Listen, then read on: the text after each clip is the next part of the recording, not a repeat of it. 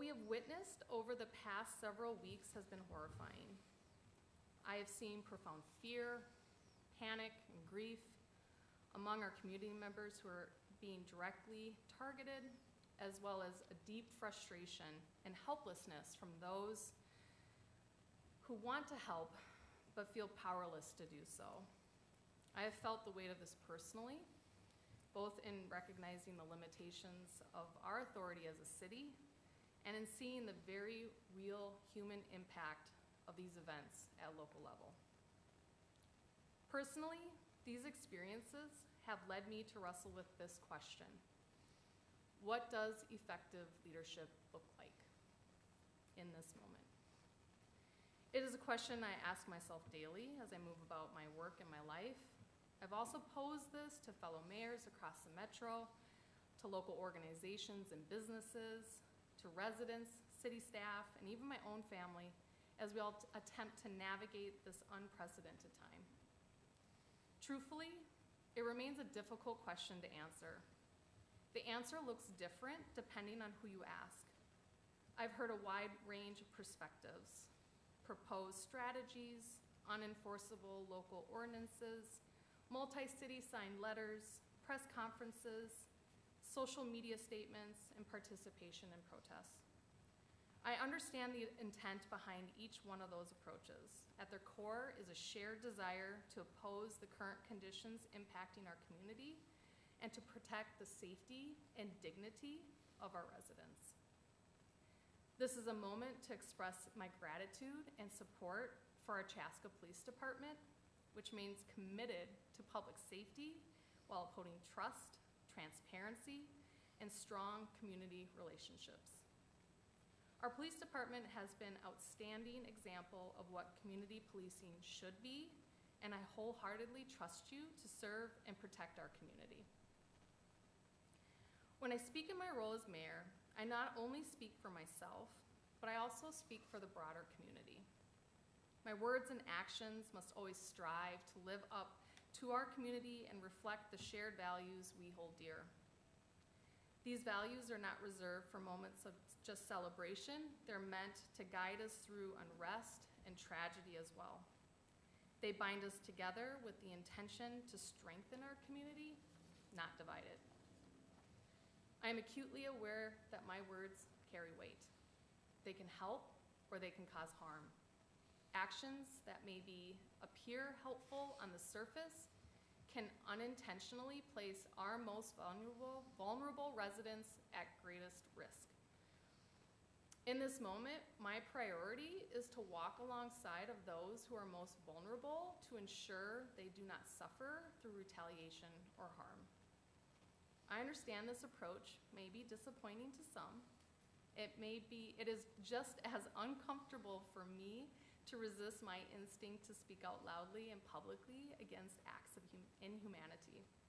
However, the time I have spent listening to and working with affected community members has reaffirmed that this discomfort is a small price to pay for the greater good. Silence in this case is not always the same as complicity. At this moment, I choose quiet leadership. I choose to continue to be present for those in need. I choose to listen with empathy, and I choose to embrace the inherent worth and dignity that each of us deserve as human beings and as members of the Chaska community. And that is my statement. And I know it starts off on a somber note. I apologize for that. But I'm grateful to see our police here, and I think we can maybe move on with the rest of the meeting and adopt the agenda and everything. But I would also welcome, I know we have some visitor presentations, but I don't know if our chief wants to say a few words. I don't want to put you on the spot at all if you don't. So I'll give you a moment here to think it through, and we'll adopt the agenda at least, okay? Okay. All right, so next on the agenda is to adopt the agenda. And so does anybody have any additions or corrections to the agenda? Otherwise, I'd entertain a motion to adopt. Motion to adopt the agenda. Second. All right, I have a motion from Councilmember Hatfield and a second from Councilmember Shevlin. All those in favor say aye. Aye. Opposed? agenda is adopted, and then that brings us along to visitor presentation. Would you like to say a few words, Chief?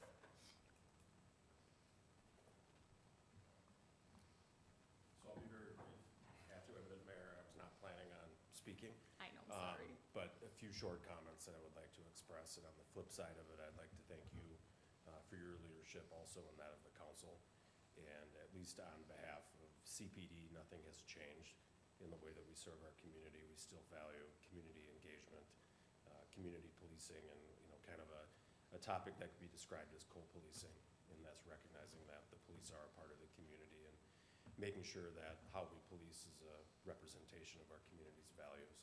So nothing has changed in the way that we police and valuing partnerships, just like we have for years. So again, thank you as well. Obviously, this is an unprecedented time. There's many challenges ahead of us, but I have complete confidence in our staff at the police department and citywide to continue to do the right thing. Thank you so much. The one thing I did want to add to this is, things on the outside for people seeing our police department and how they go about their business day to day may not look different.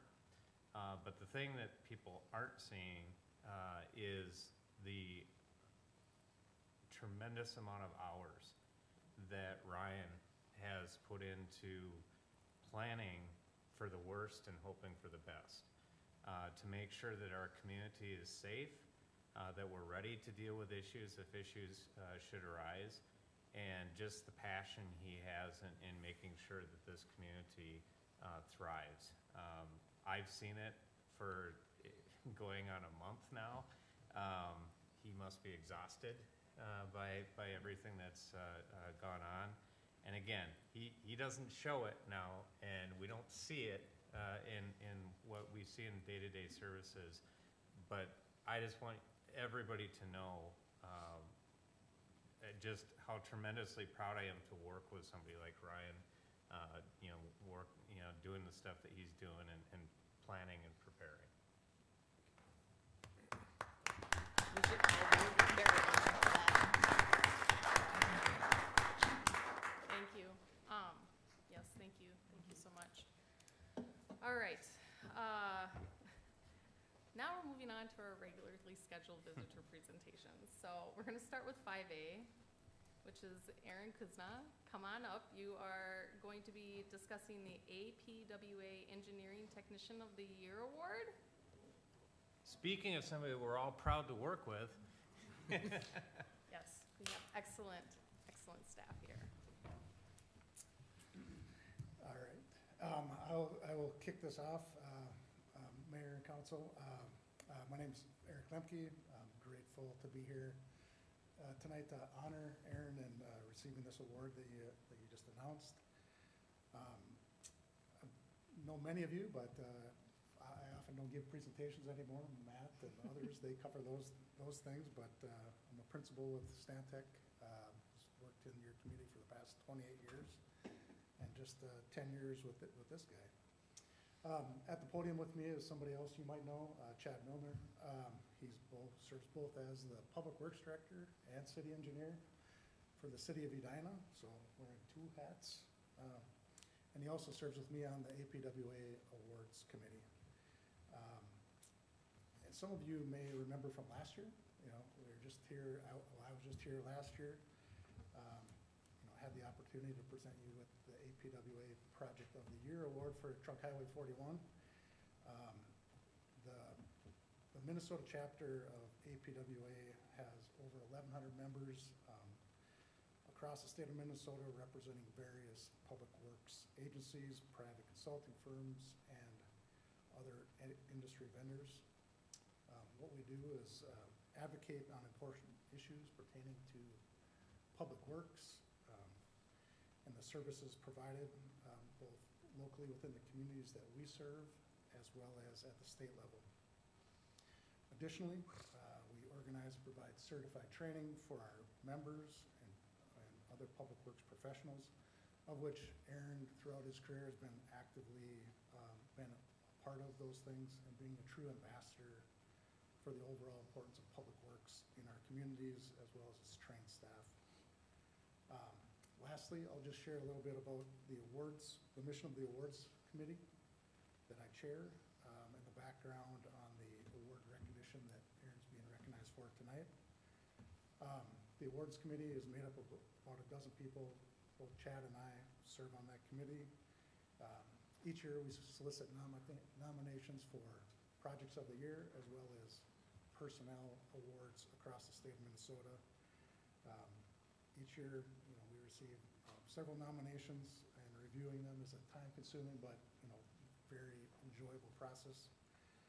Determining the winners isn't always the easiest thing to do because of the diversity of things you're considering one project or one personnel nomination for, but I can tell you certain public works professionals really stand out.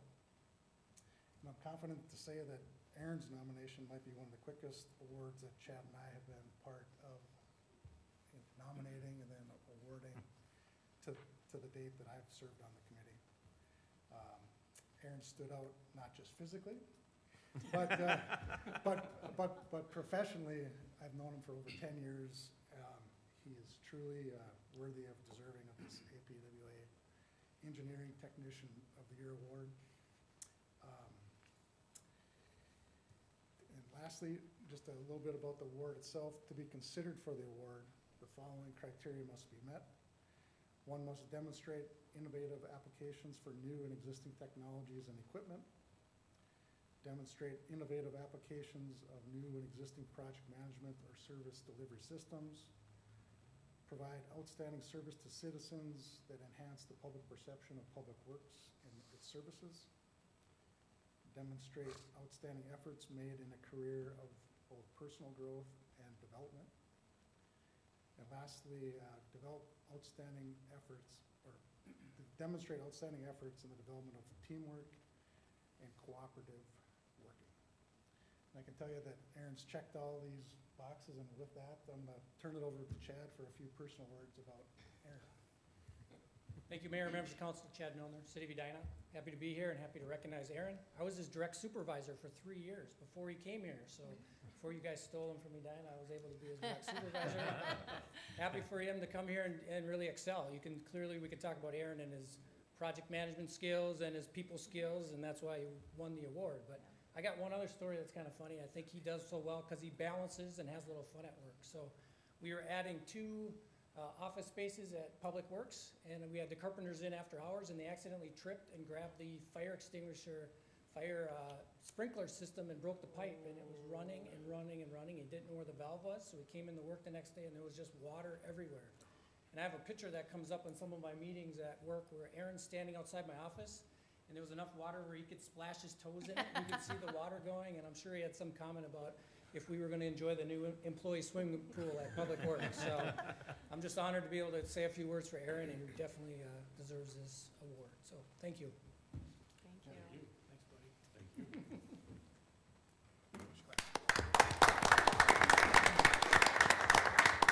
Want to say a few words, Erik? Really quick, I think engineering likes to keep things short and sweet if we can. I wouldn't be here today without some of the people that have set me up for success. Like you said, 11 years ago, I was in a little office across the room, and I was in my suit and tie for an interview here in engineering. Matt Clark and Bill Monk at the time. Bill Monk looked at me and said, "If you think the suit gets you any points, you've got something coming."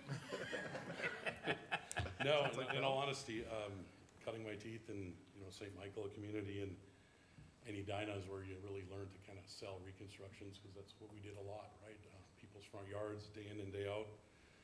Coming to Chaska, it's been awesome. I think you start thinking of most of my job has been up on the hill. I call it up on top with the Wagner reconstruction, all the cornfields, right? Turning over the cornfields into the neighborhoods. That's something I found really rewarding when we come through. Other day-to-day things, when they plant me up at MSB to sit in my desk, I kind of help as a hub to all the other departments. And seeing the electrical, something happens with our electrical grid in town, how fast they react. It's mind-blowing, right? Just last Friday, somebody was talking about noise in the water tower. They're gonna climb our water tower to see if there's ice in the water tower. It shouldn't happen because of the agitators. So that's just the day-to-day things that I see up there. Public Works, I'd be remiss if I didn't mention the story last summer. This goes as the other duties as assigned. Matt, you may or may not know this one, but Friday I got a call from Jung and Burtis across the street. Actually, Matt Hendrickson graduated from Warren. That's where I grew up, and he was a few years older than me, but we knew each other in high school. And it was to meet him in the cemetery because they needed a pallbearer, somebody to help carry somebody across the cemetery. And it was just kind of surreal to be like, okay, you're an engineering technician, you do lots of different things, but I'd never done something like that. So it was just kind of a neat story to be able to say, you know, today that was the other duty is assigned is we're going to be a pallbearer today. And Selkin and I helped him out to bring somebody across the cemetery and left the family, and that was just kind of something neat and something you don't see every day. So. Yeah. Thank you for the opportunity. Thank you guys. Thank APWA. Matt, thank you. You guys are awesome leaders. And thank you for the opportunity to let me present or get this award publicly. Thank you. Thank you.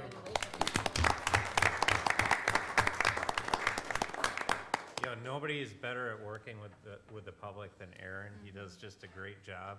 But the other talent he has is if you watch a Vikings game on TV, I guarantee you, if you watch every game during the season, there'll be at least 4 games where they zoom in right on Kuz, and he's got some crazy outfit on that he's wearing stuff. So he's the crazy fan in the stands. That's awesome. Thank you, Aaron, so much. And congratulations, and thank you for all of your hard work for making this community amazing. Thank you. All right, that moves us down to Erik Hansen, Southwest Transit 2025 Year in Review. Hi. Hey. Good evening, City Council, Mayor, and members of the staff. I just have a kind of a very brief presentation, and I'm probably going to go this way a little bit because I don't necessarily have it memorized, but I think this is the 4th time that I've been here, maybe the 3rd time to do a year in review. And you can probably pop into the next one, at least if you want, but that's interesting. Ooh, we got fade going on. Okay, so just kind of a few things just in general about Southwest Transit.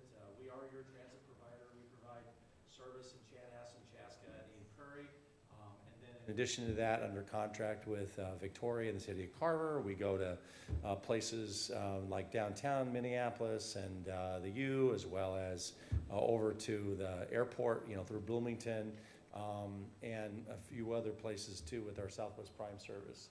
But this is our 40th year, and we are kind of we're going to be spending some more time through the course of the year kind of celebrating that, I guess you could say. But it is our 40th year. When we operate, like I said, under that joint powers agreement with those 3 cities.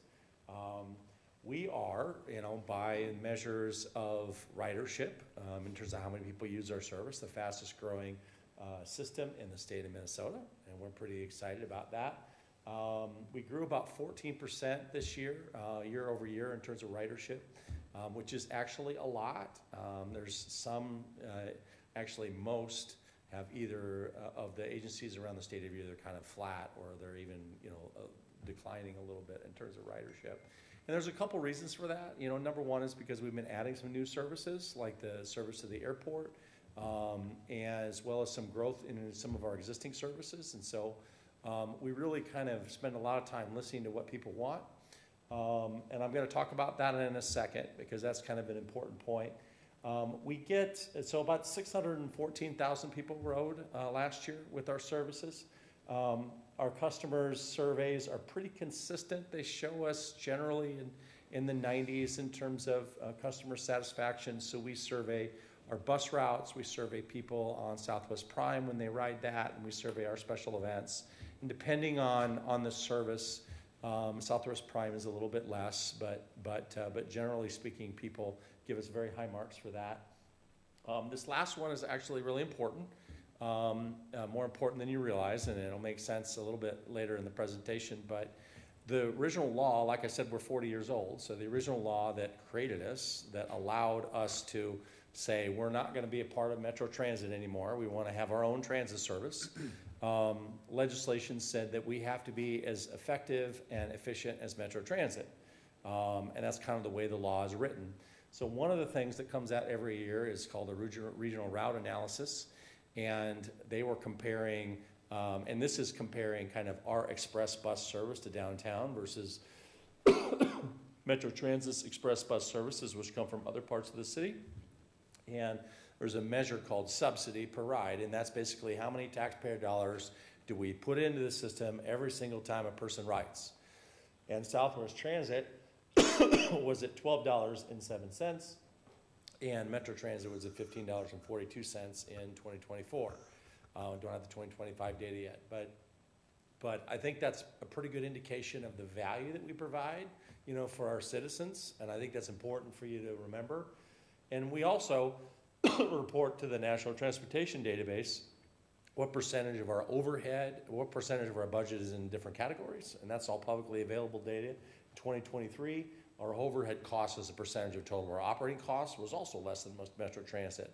So from our perspective, we think we are meeting the mission of providing an efficient service in comparison to Metro Transit. And so that's kind of exciting. The next one is actually kind of an interesting slide too. We do a community, in addition to doing regular surveys, we do a community survey every year. So we did one this year. We do one, not every year, we do one every 2 years, but we did one in the fall of 2025. And we did, as you can see, one in 2023 and one in 2019. And we asked this same question all 3 years. Statistically valid survey by Morris Leatherman. And they asked the question how they feel about Southwest Transit. I really love that second graph.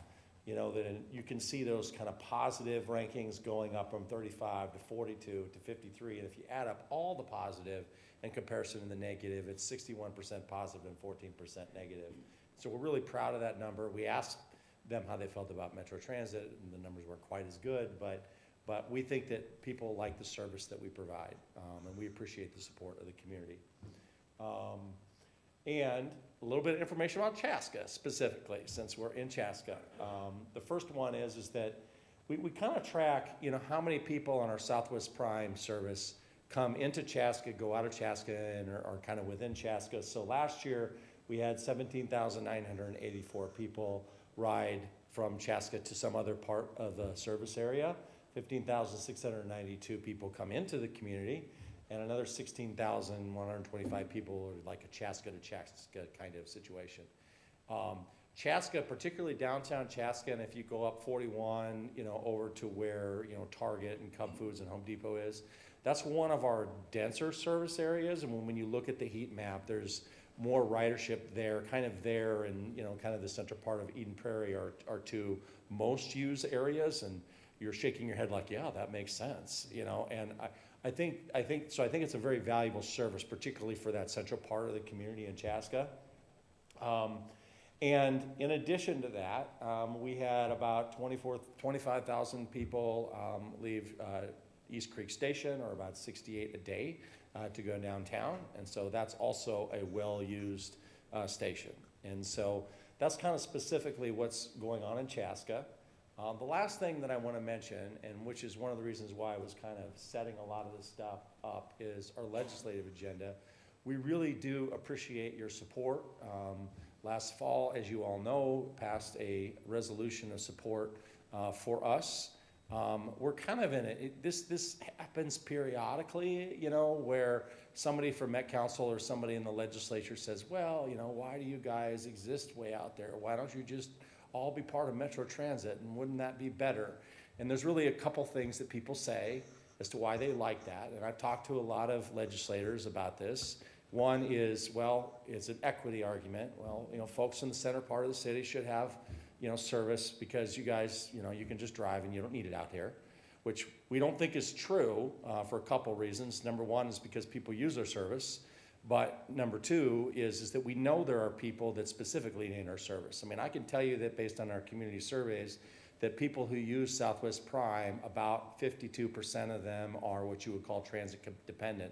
In other words, they wouldn't use the service. They wouldn't be able to get where they're going because they don't have access to a car or can't drive or whatever reason. So we know there's an actual need here. The second thing that they would say is that, well, you know, I mean, it would be a lot more efficient and we'd save a whole bunch of money if we just, had one transit service as opposed to two. Well, I mean, I think the numbers that you saw that I showed you a little bit early kind of, refute that a little bit. But those are the things that you hear. And so my understanding is that there are some folks in the legislature that are interested in running a bill to reform us in some way. Thank you for your support in opposing that legislation, and we're going to be, providing more information about that. Just today, I think, it might have been Friday, it was either Friday or today, we posted a link on our website called Legislative Action, so there's more information on our website. If anybody's listening to this, would like to be able to see kind of what that is all about and how they can do as citizens to help us and help make sure that Southwest Transit can still provide the services that we continue to provide, for the community. And so, engaging in your legislators, I mean, I feel really good about, and I've talked to the people who represent Chaska as well as the rest of Carver County. I think we have a lot of support here. Of course, we want to reach other people as well because, we only have a portion of the state legislature that represent us. And we really appreciate your support and your help with that. And that's a kind of a big initiative for this year as we lobby the state legislature for continued support for Southwest Transit. So with that, I'd be happy to answer any questions that you might have. And of course, I would be remiss if I didn't say that Councilmember Hatfield, first of all, is the chair of Southwest Transit this year and was just elected to that. So she's had one meeting so far, actually two, if you include the one you did as the vice chair.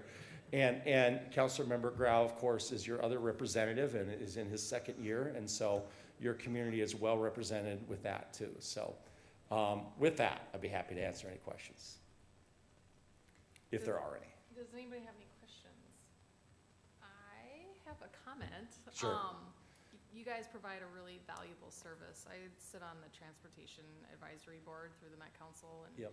I know some of the discussions that happen, and prospectively, there's a diverse body of membership in that committee, and so it's always sharing the argument that you're right. While we are the suburbs, there becomes this stereotype that we can just get ourselves, from point A to point B, but that is Yep. not always the case. And I always think it's interesting that, we as Southwest Transit was a leader in microtransit. And at first it was like, why are you spending those dollars? Well, you were, like you said, listening Yeah. to the needs of the people needing that transportation, and then you were able to provide routes that you knew were popular, and you're continually to evolve that service, and now it's being done on a broader level with those other agencies. And so it really shows that that works, and so you do provide an invaluable service for our community. And I was actually up at the 212 Center 2 weeks ago, and there were two gentlemen sitting on a bench, and they were frustrated. I was walking in, and I said hi, and they're like, we're still waiting for our Metro Mobility bus to get here. Yeah. And I said, how long have you two been waiting? And they said, an hour and a half. And I said, you guys, where do you live? Where are you going to? They said, we live in Chaska. I said, you should be using Southwest Transit. You would not be sitting in this position. So you guys provide like a reliable, quick, valuable service, and we will stand, with you to make sure that we continue to have that in our community, Yeah. to serve our community, because that's what we pay our tax money into. I think that's well said, Mayor, and I really appreciate that. And you're right, we put tax money into it, and I live in Carver County myself, in the service area. And our citizens deserve to have benefit from that. Mm-hmm. And I think you're illustrating very well what would happen if we're run by Metro Transit, as we get Metro Mobility, which is a fine service in and of Yep. itself, but It just takes longer. it takes a lot longer. They give you a couple-hour window. You have to call ahead, 24 hours ahead, and that doesn't always work for everybody. With our microtransit service, our average median actually for how quickly we get there is 23 minutes. You get on an app, in median, it will get there in about 23 minutes, which is not quite as fast as an Uber, but it's also not as expensive as an Uber too. And so, yeah, I mean, we pride ourselves in providing a good level of service, and we want to continue to do that. And our citizens your citizens deserve that. Yeah, absolutely. Wonderful. Yeah. I don't know if anybody else wants to make. No, I think that was a great review of the year, and I think we all know how valuable Southwest Transit is to us and in the different ways it gets us around and community events and things. And one thing I thought was interesting, we had our strategic retreat a couple weekends ago and saw the full results from the survey, the community survey. And one thing that really stood out to me, and I think is such a big part of our story, is just how essential transit is to everything. It helps with, you know, food insecurity. You can take it to the grocery store. It helps if you don't have a car and you need to get to work. All of those things. So it is really an essential service. And oftentimes we look at it as a nice to have because, you know, I took it to Taylor Swift, or I might take it to my corporate job, or like those are the things we think of. But really what I thought was interesting in these survey results is an increase in people taking it for work, running errands, meaning they maybe don't have a car, or cars in the shop or something, running errands, they need to get grocery, medical appointments, school. Those things are all up in usage. So it's truly not just a nice to have. It really is an essential service, and I'm grateful we have it. And of course, it requires, you know, just personally extra time of me to do this, but it's something I'm willing and happy to do for our community because I see how important it is. I will say I made, not the mistake, but I spoke too, you know, excitedly about transit 4 years ago, and now I'm the chair of the board. And that's what happens. Careful what you ask for. When you get too excited. No, but really it is so essential, and I see that, and I think that's why I spoke so fervently about it. Is it really is important. My neighbors for many years at the Southwest Transit Prime vehicle pulls up every single day, and I'm sure they're taking it to work. I haven't personally asked them, but probably taking it to work. Comes every day about the same time. And so I can't imagine if they didn't have access to that, you know, what that does. And so it just really, it does build community, and I think that's what originally, you know, part of the opt-out reason was we wanted to be able to really be able to build within our communities. And I'm grateful for Chanhassen and Eden Prairie for all they do and go along for the ride with us in a joint powers agreement. It's really interesting. Is that like a pun that was intended? Right. All the time. So I'm grateful for them, and as well, it's really cool to see 3 cities come to work together, 3 very different cities come together and work and have this. And I'm grateful for Erik and staff for all they do, and really it's been continued innovation and including hiring I'm gonna get his title wrong, Director of Innovation? Yeah, we actually hired Innovation somebody to Manager? be a director of innovation. There we Yeah, go. that's right. So very exciting things, and I think, you know, Erik mentioned it, the corridor along Highway 41, and that's an opportunity for maybe a fixed route at some point. And those are the kinds of things they're working on to say, how can we get people to and from and meet those needs? And Mayor, you mentioned that, like using that, and that's just so thoughtful. So I'm grateful for the service, and grateful, Erik, for coming and sharing with the council. It is really an important year to tell these stories, to talk about it, not just here, but with our legislators. And, you know, I'm grateful for our Carver County Commissioners. They heard from Bolton and Make, right? It was Stantec. Stantec, oh my Yes, gosh. that's all right. So many different companies from Stantec on the transit, I can't think of words today, transit study that was Yep. done for the county. Yep. And so grateful for their support and looking into that, and excited to see kind of where we go over the next year. Mhm. So, Yep, I don't know if excited. you want to add anything. Took everything from me. Sorry. No, I echo all that. Been on it, you said 2 years, so you gave me more time than I thought. It's been a little over a year and a half, maybe it's been 2, I don't know. I just been appreciative of getting to know the people, the staff, and consider myself one of those individuals that maybe, you know, hadn't personally used it other than going to Chaska State Championship game and some different events. Sure. But I do think there's a lot of the community that just sees buses, right? And getting to learn and understand the background and why it's important. And, you know, I will, when, you know, talk to community members and they'll say like, well, why do we, you know, well, I think, you know, to the question, Metro Transit could do that. It's like, yeah, you know, I really think things like the basic services are good, we talked about, but, you know, the heart of it, where that moment when you really need it, like you wanna go build community, and you wanna go to, you know, my kids still remember, they were much younger now, but riding the bus to watch Chaska play in the state tournament, right? I don't know this for a fact, but I'm pretty sure Metro Transit isn't bringing a bus out here to bring us there, right? Nope. You know, that's speculative, but I'm pretty confident in that statement. And that builds community, and being a part of that community and having the joint powers agreement and how we can build a community has been so important. So I've appreciated it. Thank you for coming out and providing that update. Thank you, Councilmember, I appreciate would it. agree, actually, it's a different story. So my husband is a pilot, and we live in the East Creek neighborhood, right across the street from East Creek Transit. And there's not a bus that goes early enough because he usually has to be at the airport at 5 o'clock for a 6 a.m. flight that Yeah. leaves to DC. And so he used the Prime because that was the only way, I mean, yes, he has a car, he could drive to the airport and pay the $70 a day that you park at the airport for a 6-day trip, which is not economically savvy. So he would call Prime and they would come to the house at 4 o'clock and get him every time he had a shift, and then he would take it back when he got in from DC 6 days later. And it was a lifesaver for us because he was able to get a ride that was going to be on time, that was gonna get him to the airport on time.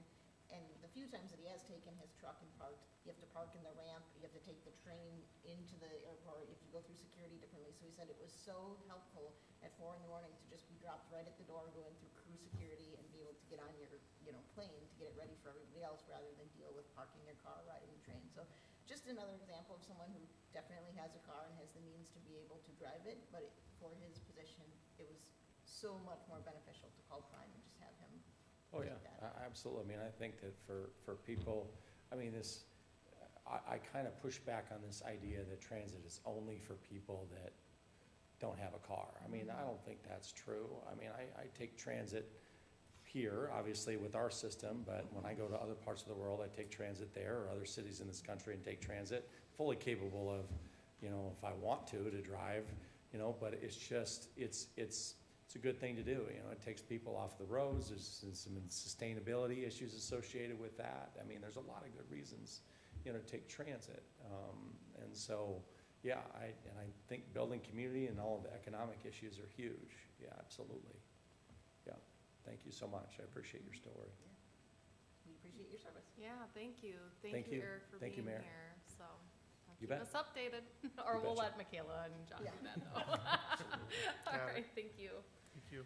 All right, that moves us down to Commissioner Anderson and Commissioner Udermann for the Carver County update. Come on down. Thank you both for being here.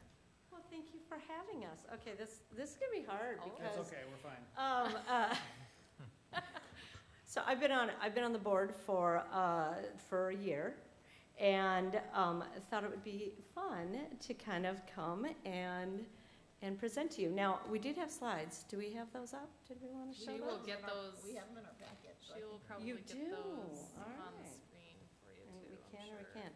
So just to say, I don't know if this goes without saying, but I am the shortest commissioner, I may be the tallest. but by a foot. Yeah, you may be.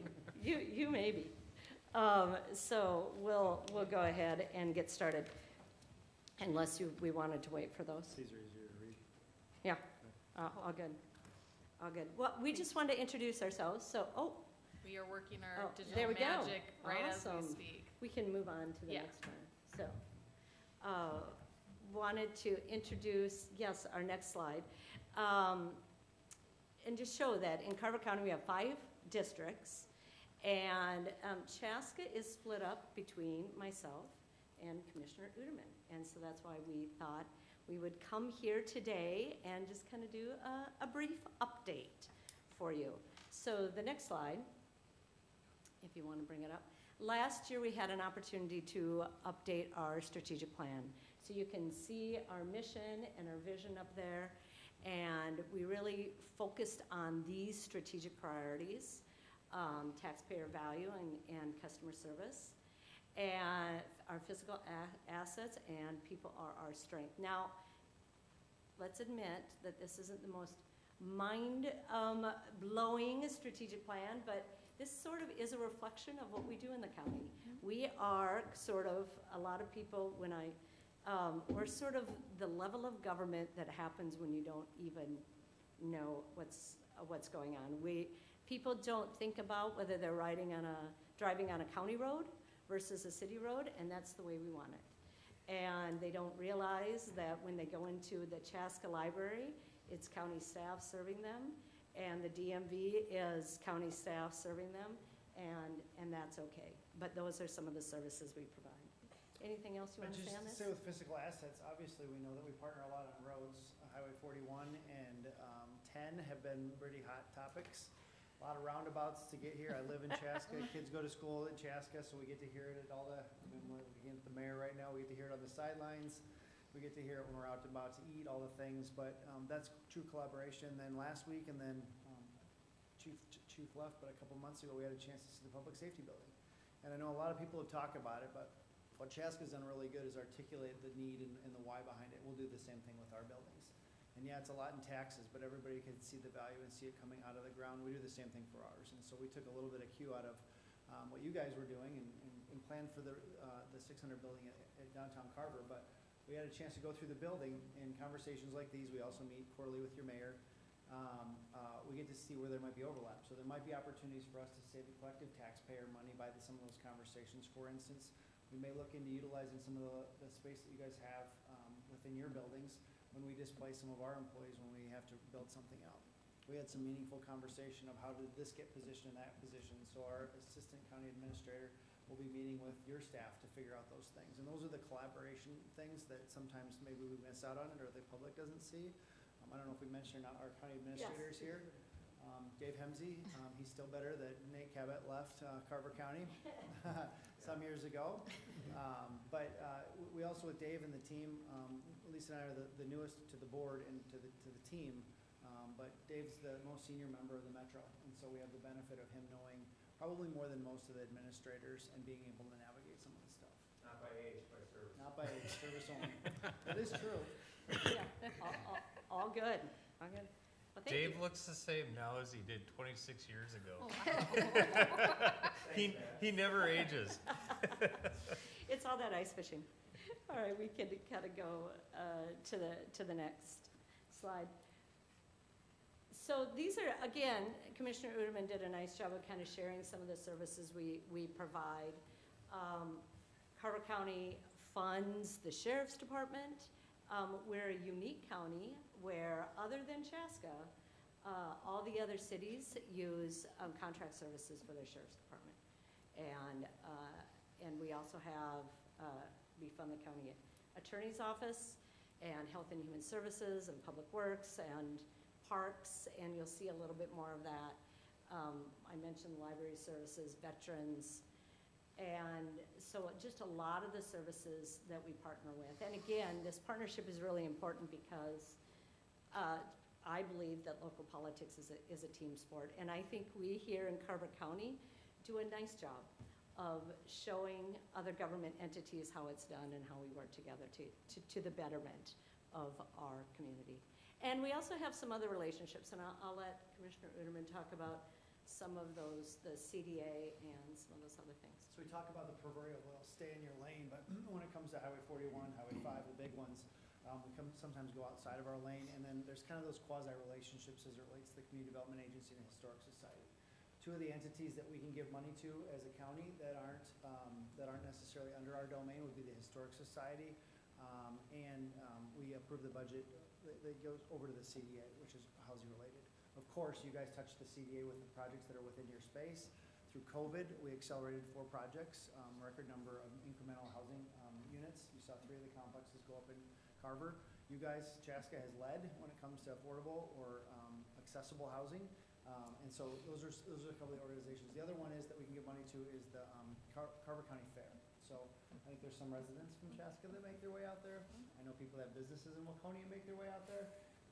But that's another entity where we don't necessarily have the heavy hand on it, or we don't necessarily make all the decisions, but we partner with them to make sure that those amenities are available, which leads us nicely into the next slide, which is where we spend the money. Which is where we spend the money. I think it's really important that people understand where the dollars go. And as you can see, the majority of our money is really spent on Health and Human Services and the county sheriff. And it's really about public safety, and in two different ways. So those are the two biggest ones, obviously operations and what it does, all those things that keep the county running. But our roads and bridges, our county attorney, libraries, you see the general government, and which is, if you want your marriage license, if you want a death certificate, all of those documents that you need in order to continue to do work here. And then we do an enormous amount of land and water environment. I know it was a huge headline for us this year, and you're very interested in all the ditch assessments, redistributions we did, so that may not have affected you as much, but it was super interesting. And then, of course, parks as well. So those are just some of the areas that we really touch. And it's about 21% of property taxes when the Carver County, or the Chaska resident pays to Carver County. And said differently, this is for your levy dollars. So if you look at an average house value, we're finally, this year we'll tip over $500,000 is the median house value. A little bit higher on the eastern side of the county, a lot less on the western side of the county. And so it hits people's ears a little bit differently.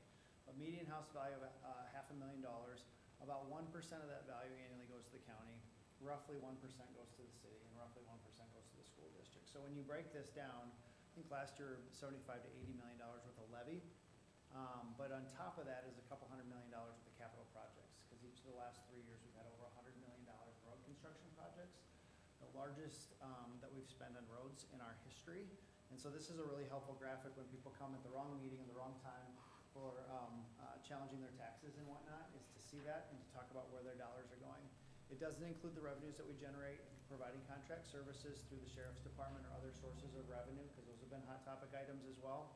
And then I'll point out $5 out of 100 goes to the library. That's for the libraries across the county. And so we have the major libraries, then we have some smaller libraries. And last year we stepped into the space of having expanded access libraries. We learned from some of our peers, the most immediate peers in Scott County, to say what would it look like if you could tap in to your library with your library card and have expanded access. We tested it in Victoria.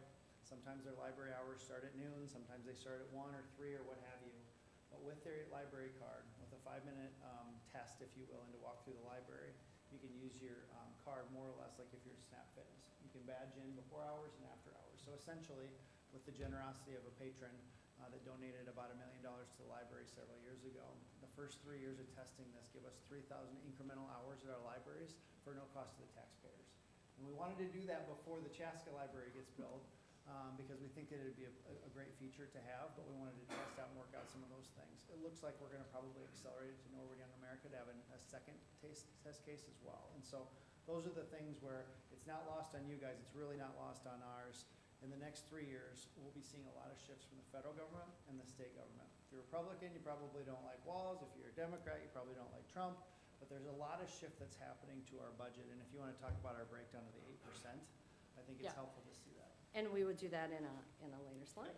All right. Can I ask just one question real Sure. quick? Yeah. For the dollars spent for a Chaska resident now, I'm Yes. talking about, do they also pay to the Carver County Sheriff because there are certain roads that the sheriff does, or is that not part of theirs because they have their own police department? I'm just wondering. No, that's a good question, and I do believe they do. Okay. However, the contracted services, like with the city of Victoria and the city of Chan, they pay in more because they pay those contracted Got it. Yeah, services. it's like a, So, yes. Okay, that's So what I it's think. not the same as others. yeah, because, they're obviously at the jail and things like that. So Right. there are Yeah, the things that are detention cost- services and other things that, Yeah. so we still partner a Yep, lot. and I knew with we Carver. shared on that, I just wanted to understand Oh, for my no. own, in case somebody We're ever asks me, good. because you always hear like, oh, why did we build the new public safety building? Well, because public safety needed to expand and we needed to meet the Right. demands. Just understanding how It's they an all. important point, and I'll probably It come to your is. budget Yeah. at some point. There's a base level service that you were already alluding to. And then if these cities wanna have 24/7, if they wanna have a badge car, if they wanna have somebody at certain times, if they want up service, they pay a premium to do Got it. so. So we're exploring that for other services as well that might come back to full circle to talk about. Yep. I just had one question on this slide too, since Yep. we're on it. The roads and bridges, is that include the dollars that are like set aside from the sales tax, you know, because the county gets like a percentage. So this is like, Operating. okay, Yeah, this is Okay. operating. okay, And also keep in mind that there was quite a bit of pass-through money. So the amount of money that we spent on Engler and that we're spending on 212 and 5, Yep. some of that is coming from the state and federal government. Yep. So this 11% is really like our, preventative, is that correct? Yeah, Okay. that's Yeah, a good yeah. point, is clearing the roads, maintaining the roads, all that stuff. But I will also say that we have leader meetings, and one of the leader meetings, we're coming out of Jonathan, and we're like, oh my gosh, we know we have to do something in front of that. And that's one of more those areas roundabout. where you've got state, you've got city, you've got county, and I see that in the back. And we're like, okay, is there any way to accelerate this? Because we had savings off of Highway 5 on our bid. Is there a way we can drop some of those back in local to our community? And then it becomes timing issues. Yep. And so, yes, we can play with a little bit of the capital dollars. The $11 is pretty constant on that. Sure, Of course that we makes do. sense. Okay, Yeah. thanks. Good point. All right, so let's look at some of those behind the numbers. And you'll see, you know, again, we spend money on Chaska on our libraries, and we have already kind of started planning for that Chaska library. We had a lovely field trip to look at new libraries, and we really want to partner, and we're really blessed to have our mayor and the city administrator in this group so that we can really work hand in hand in developing that library. And we've already kind of come up with cost savings for building that. So we see that, we see the bridge underneath, what did we call that? Oh, the Minnesota River Regional Trail. And then with the llama there, that's one of my favorite Udermanns. Get up there? Yeah. Is that her? Yeah. So that's kind of fun. So these are just some of the projects that we worked on this year, including the grand opening of the Family Resource Center. And I do want to do a little, do you mind passing these out? So the Family Resource Center is something that was just opened in November, and it's an opportunity to really reach out to the residents of Carver County, but it's in helping them better support their families and provides an enormous amount of resources. So that is a Carver County-led project, and we really wanted to make sure that that was in downtown Chaska because we felt like that was going to be the most accessible for the residents of Chaska and the rest of Carver County. So I wanted to kind of pass that information out to you on how we're supporting the residents of Chaska here. What else did I miss on that slide, Well, to Commissioner your point, Udermann? twice a year we do a highlight reel. I'll put this up here too if you guys want to grab up the numbers. So much reading material. And you know, so much of it's been concentrated in Chaska. There's been so many projects, 41, 10, the roundabouts, 82nd Street. And I just want to key in on 82nd Street because it's a joint deal. When I came in, it was like, oh my gosh, there's no way we're going to get 82nd Street done because Chaska's not going to be ready until 2030 or 2045. And so it's like, well, how do we do it without punishing Chaska? And so we got a bill authored by Bo. I think he started with it, and he knew the needs of Chaska at the time. Lucy Rame carried it through the finish line. Senator Coleman was there as well. So $10 million of funding made sure that Chaska didn't necessarily have to contribute to 82nd Street. Essentially, that opens up the path behind the Arboretum is the last remaining area for you guys to develop. And then that leads to when the McKnight Bridge is fixed, and that leads into Pioneer. I mean, these are complex things that are going on. So while I appreciate your comments earlier, there's so many things going on in the world. The mundane stuff that isn't sexy, according to our board chair within the county and working with you, are the things that are getting done because we are seeing a building of traffic. We are the fastest growing county in the state. We are the most affluent, which means, i.e., a lot more demands from some people that want to phone it in and say, what are you going to do about this tomorrow? The Pioneer project is slated for 2030. I mean, we're out 5 or 6 years on the planning a lot of this stuff. 212, nobody thought it was ever going to be done, but now that's the gateway. You guys are going to build up, and then that means that the city of Carver is going to be built out, and everything down what I call the road to gold on 212. And so there's a lot of the pieces of the equation that don't always seem to work until they pop up, and we're speaking to the choir because you guys get that. Our legislative priorities also reflect. Yeah, and you can kind of keep, moving up. And those are some of our road construction projects. And then, let's jump to our legislative priorities. Go ahead. So I alluded to it earlier, but there's significant shifts that are coming from the state and the federal government. These are shifts where politicians decide to make decisions but not fund them. And so this year, through the leadership of Hemsey and then the rest of our board, we said we're gonna break out what our levy is. And so we ended up with a final levy of 8%, which is a lot. And anybody that says it's not is not plugged in. It's a lot. In fact, our levy grew more than our house values did. So essentially the tax rate went up. And it's challenging times because we're gonna see even more shifts this year and the next year and the next year. And so how do we deal with those? One of the things on our legislative priorities is how do we stop the unfunded mandates? How do we stop them if they're gonna shift us our way, they send money our way as well. If they don't do that, we have the hard task of saying how much are we gonna pass on to the voter, how much are we gonna try and find inefficiencies, and how much are we gonna stop doing? Like, we like to do fun stuff, but it's awful hard for us to continue to pass on 8% every year. We're right in the middle of everybody in the metro. How do you pay for staff, right? We'll be facing, what, 10, 11 contracts in the next 6 months. How do you pay staff what they need to and combat inflation as well? I mean, if you give 7%, that means your whole budget's gonna go up, and how do you pay for that? And so we continue to say, well, the 8%, go back to 8% breakdown. 6% was from our year-over-year increases for all the things we have to do, and then another 2% was to represent those unfunded mandates. And if we gave our staff last year 7%, this year 7%, the math doesn't always work that way. And so how do we get more and more creative? And I think some of those partnerships and finding efficiencies and finding revenue streams, I mean, not dissimilar to what you guys do at the golf course.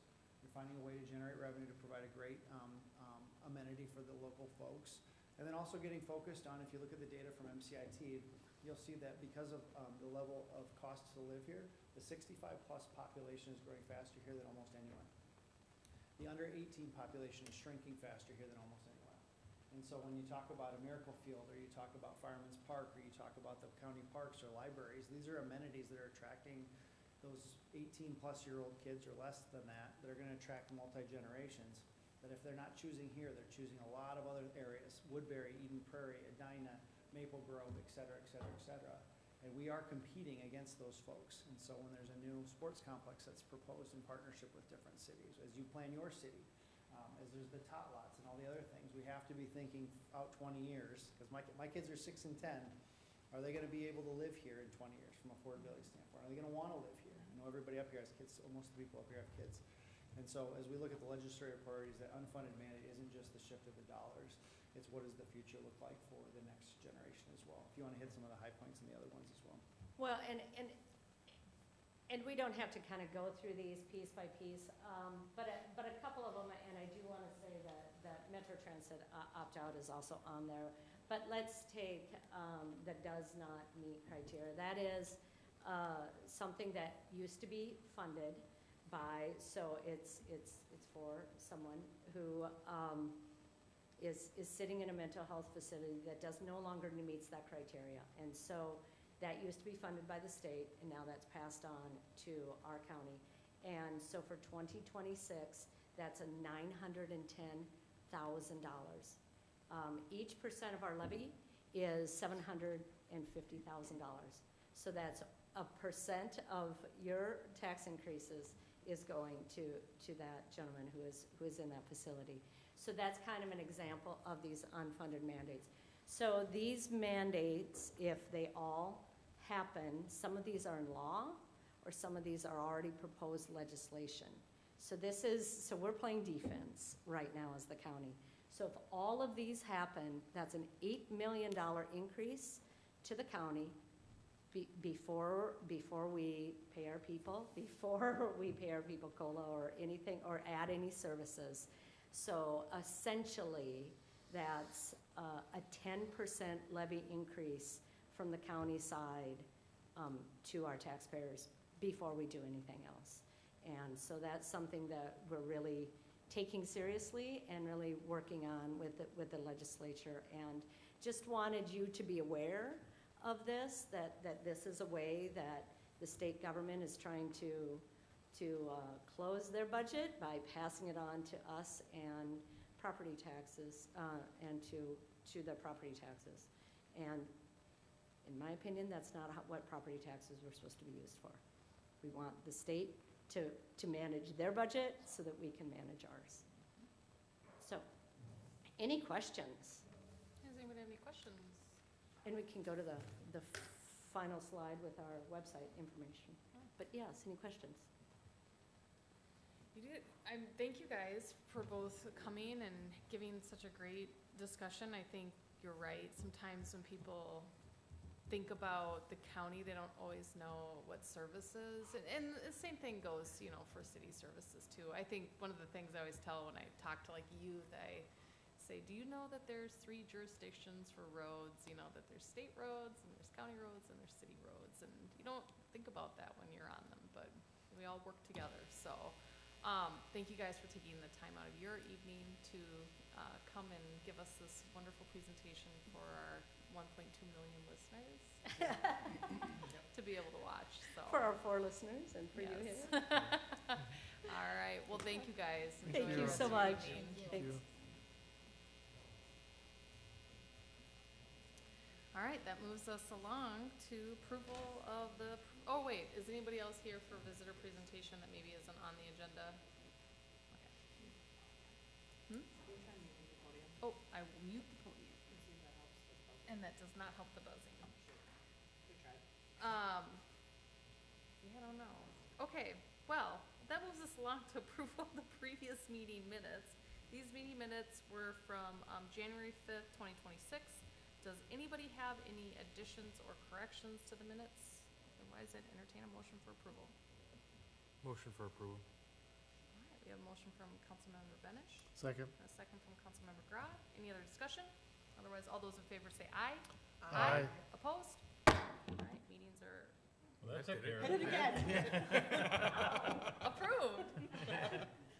I will not touch the gavel for the rest of the meeting, unless it starts buzzing again. Okay, all right, that moves us down to consent items. These items receive little to no discussion, although any one of them can certainly be pulled off, to be a larger discussion point, unless anybody has any questions or comments. I just had one comment on just the appointing the Parks and Rec Chair, Jason Branch, and Vice Chair Liz Wynveen. I feel like I always say her name wrong. Yep, I think But you are did I right. get it? Okay, good. Just recognizing there are times where the Parks Board is, you know, probably slower, and that is not one of these times right now. So just grateful for all the effort they're putting into the community park and neighborhood parks and the community center, and those two have really been standouts on that board. So I just want to recognize them as we appoint them this year. So that was it. Great comment, yeah, my shared thoughts. So, all right. Entertain a motion for approval. Motion to approve consent. All right, motion from Councilmember Hatfield, Second. a second from Councilmember Benish. Any other discussion? Otherwise, all those in favor say aye. Aye. Opposed? Bang, the gavel goes. I'm not touching it because I don't want that buzz back. All right, that moves us down to action items. We have 8A. You guys gonna stick it out, huh? Are you taking off? Okay, all right, 8A on the agenda, we have adopt resolution number 2026-4, approving the concept plan on the Holasek property, 4245 Big Woods Boulevard, Pulte Homes, PC number 2025-22. Mayor and Councilmember, this item is coming to you from the Planning Commission. This is a concept plan for the property that's directly across what will be the future Savannah Road extension to the south of 44, on the west side of that road and on the east side of 212. It's probably worth noting, this is one of the last big pieces of residential property to develop out in the southwest Chaska area. There's still a couple smaller pieces. But for the most part, this is going to wrap up the residential down in this area, and it seemed like we just started, but now we're quickly coming to an end. But good timing with this as we're moving forward with our park. We have the development to the south, and then also we have Savannah Road that will be extending as well to help serve this development, future school site, and then the park. So I'll turn it over to which one of you? Liz? I'll turn it over to Liz, who can go over the recommendation coming from the Planning Commission.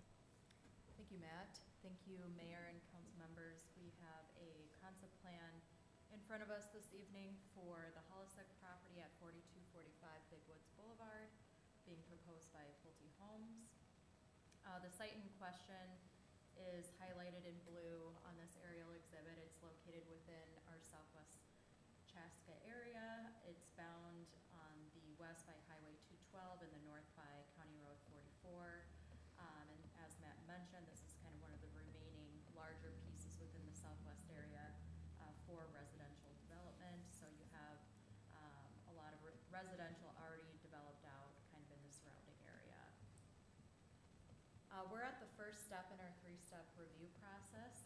So we're looking at the introduction of the project. This is more of a high-level overview and where we start to identify issues and things to work on towards the next steps.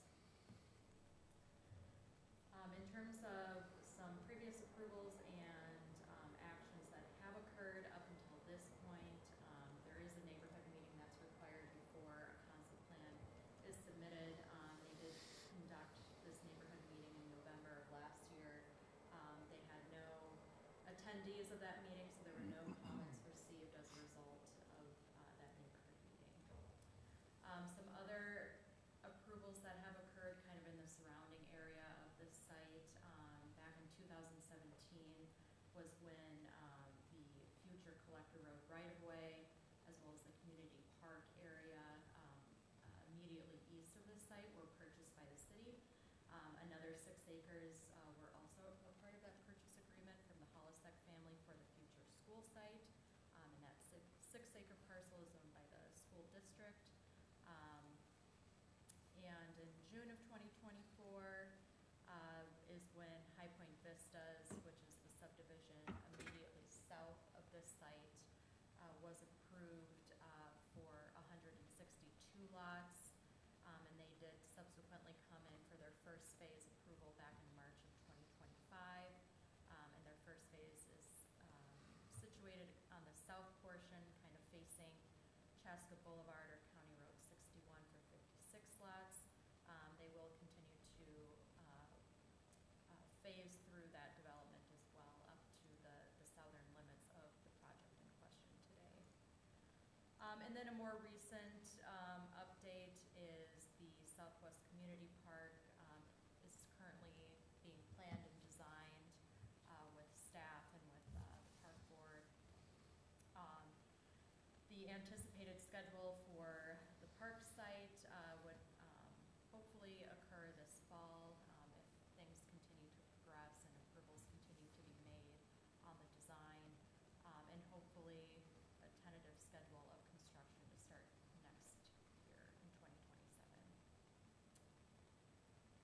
In terms of the site in question, so the project is being proposed on a 54-acre site that's owned by the Holasek family. 12 of those acres will be retained by the Holasek family, which is the 12 acres to the north of the site, which contains the home and the outbuildings that will be retained by the Holasek family. So the project that's being proposed for this concept plan is situated to the southern 3/4 of the site, or roughly 41.5 acres for the residential development. The site is currently in agricultural use, so it has been farmed over the years. A wetland delineation report done on the property did delineate 2 separate wetlands, one that's within the project site and then one that's outside of the project site area. Access to the site will come from the extension of Savannah Way down to the south off of Big Woods Boulevard and the roundabout that exists there today. That will be main access into the development. Chaska utilities are currently stubbed at Founder's Path, which is the road that's immediately east of this property. So the concept plan that's being proposed this evening entails a 207-lot residential subdivision, which is made up of 3 different residential products within that subdivision. So we'll have 98 townhome units,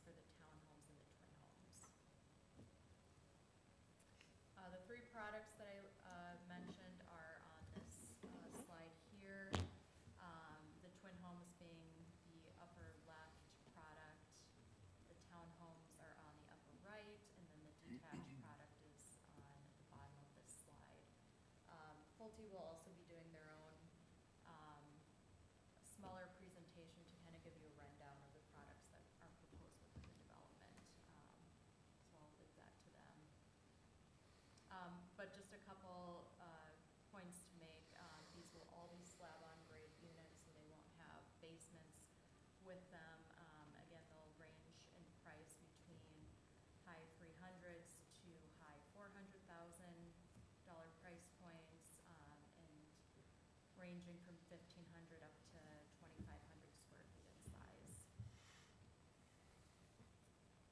In terms of zoning for the property in question, it's currently in an open zoning district, so it's in a holding zone until it gets rezoned as part of the second or preliminary phase of the project.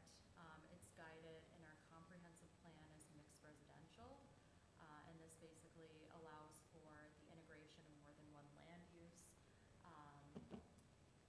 as well as a variety of housing densities or residential density within that guidance. So a density range of 3 to 40 dwelling units per net acre is allowed within this area.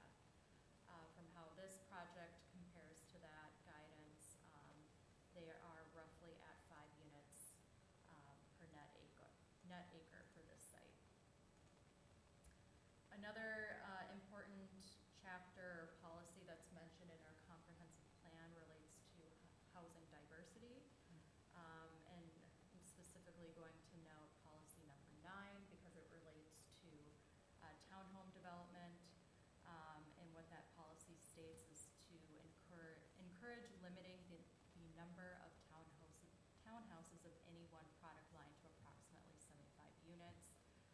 And the basis for this is to provide the community with a variety of housing styles and prices, so that if downturns were to happen in the housing market, that it's not segmented to or focused on one product type in particular. So something for the applicant to work on in their preliminary submittal is ensuring that they provide that variety within their townhome products. Since they have more than 75 units, they'll have to do that mainly by providing variety in the style of the product to meet the intent of this policy. The concept plan is shown on this slide here. Again, it's a 41.5 acre site in size, 207 total lots that are proposed. The townhome units are proposed on the northern side of the 41.5 acres in purple. The detached single-family product is in the middle with 63 units, and then the twin home product is on the southern edge of the site with 46 units.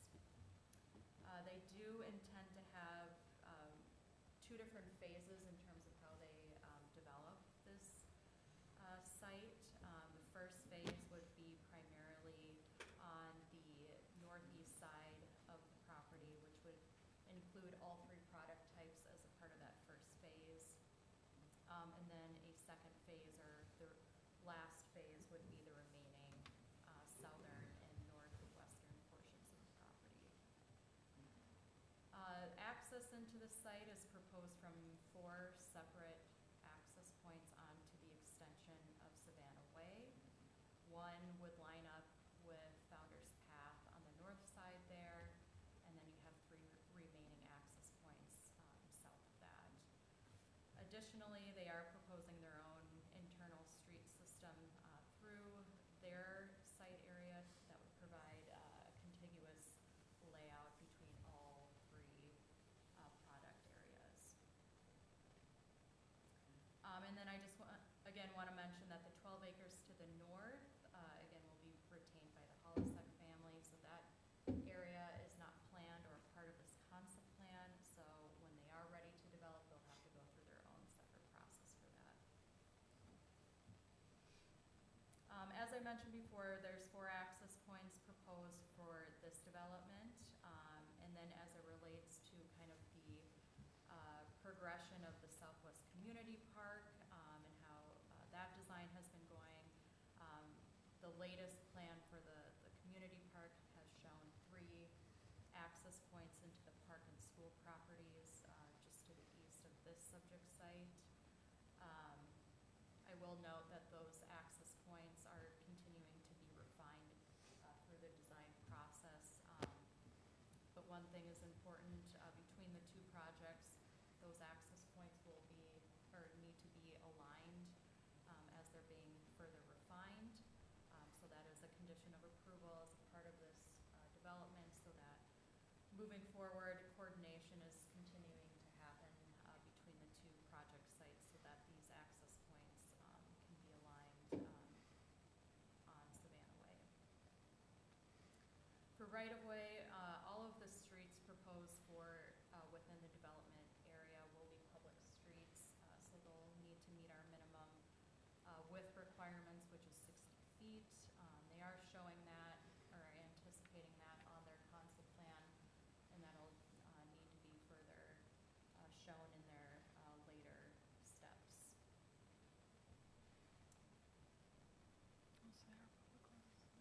In terms of utilities, again, utilities are stubbed off at Founder's Path, so there'll be some minor extensions that'll occur from there.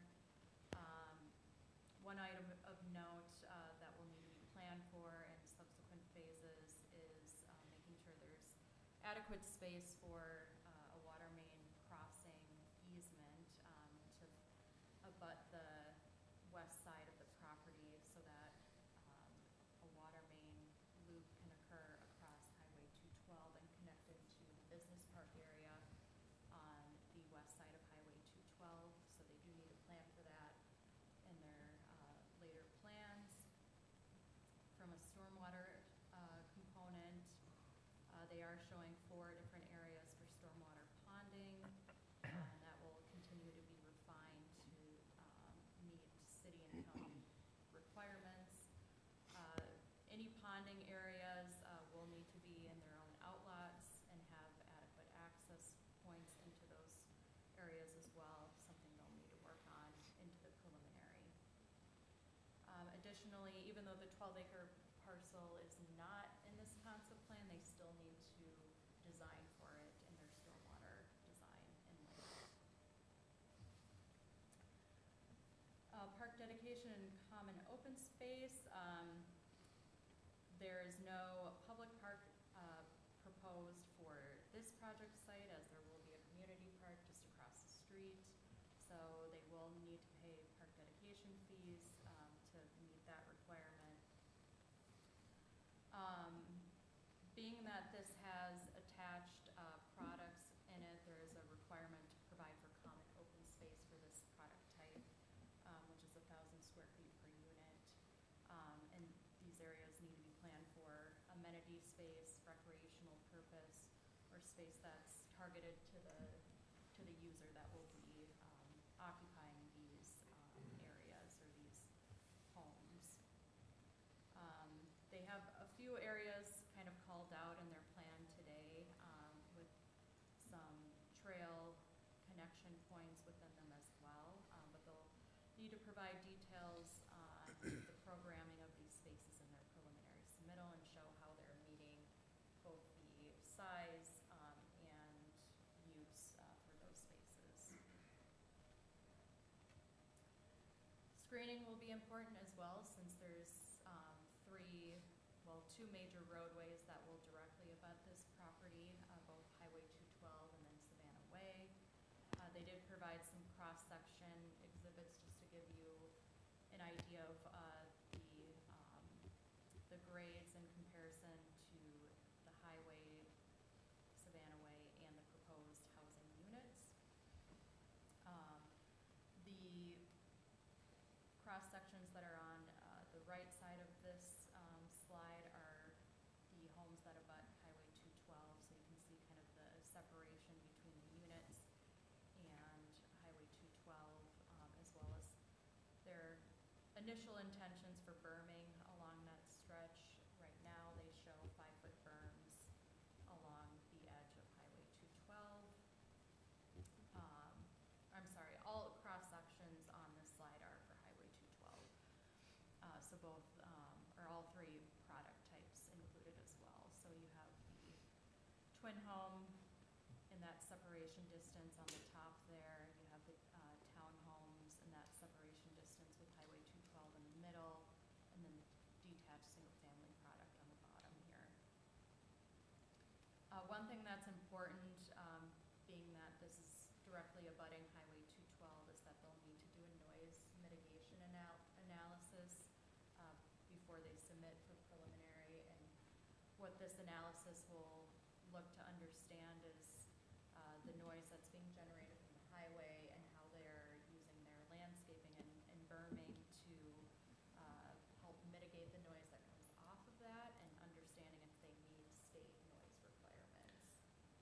I just had a quick question. Are we or is there going to be an off-ramp? Is that Yeah. gonna be taken into consideration in regards to that noise mitigation study? Yes. And it's, the timing on that might actually be pretty similar to when this development actually goes in. We're actually working in conjunction with the county to look at that as part of the business park that would be on the west side of the freeway.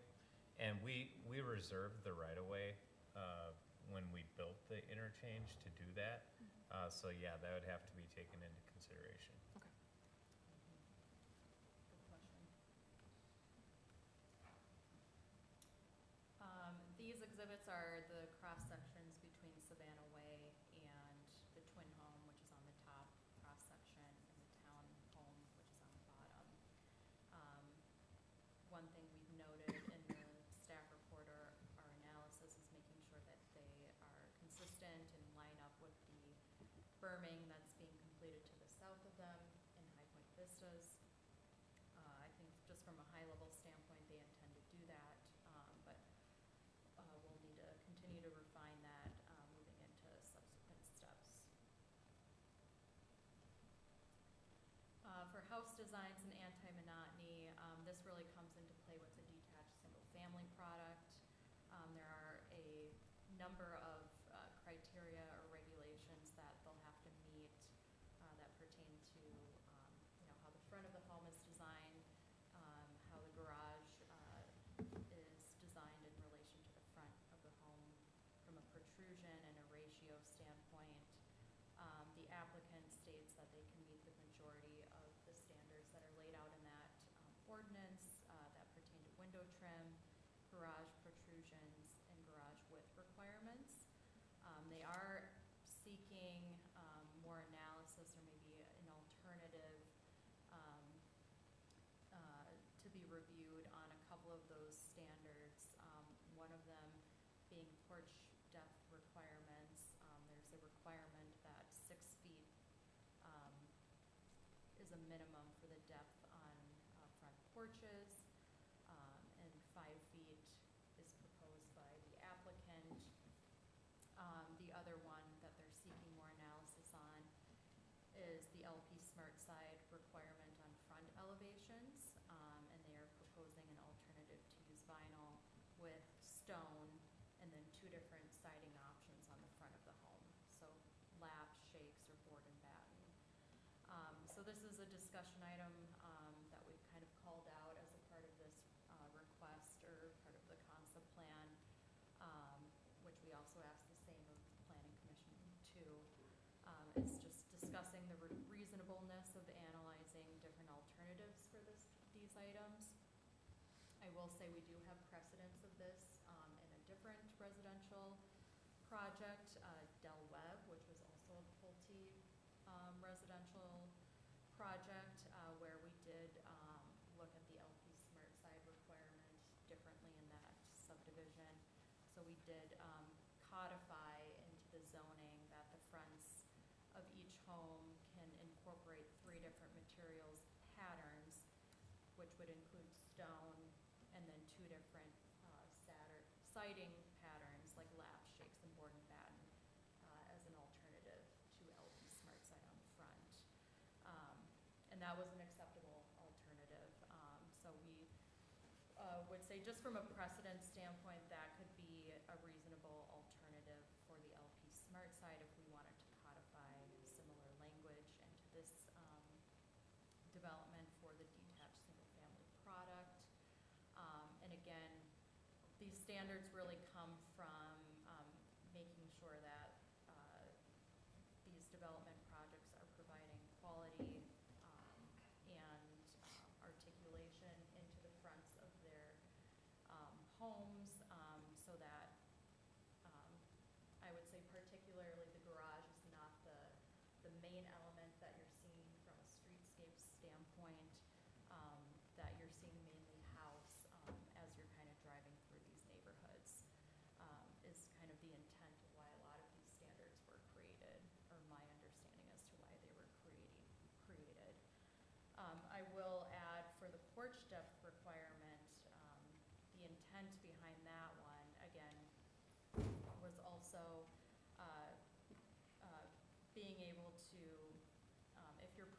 you're providing a deeper porch, you're providing kind of a bigger element on the front there, and therefore you can measure the protrusion of your garage from that porch because it's a larger element. So the other thing we noted to the applicant regarding the porch depth requirement, and I think they'll kind of speak to it a little bit in their smaller presentation, is are they still providing the quality and the usability of the front porch aspect if they're seeking an alternative there with the 5 feet. They'll have a little bit more to share for you after my presentation. But one thing that we're just asking for a little bit of discussion on this evening from you guys. So to reiterate some things that the applicant will need to work on as they prepare for their preliminary submittal. One being adherence with Chapter 5, Policy 9, which is related to that housing diversity policy in regards to townhomes. Coordinating access alignment with the Southwest Community Park and school site, as well as looking at safe pedestrian crossings from the development into the park and school sites too. Working on a petition for public improvement for Savannah Way, so kicking off that analysis for the need to extend Savannah Way.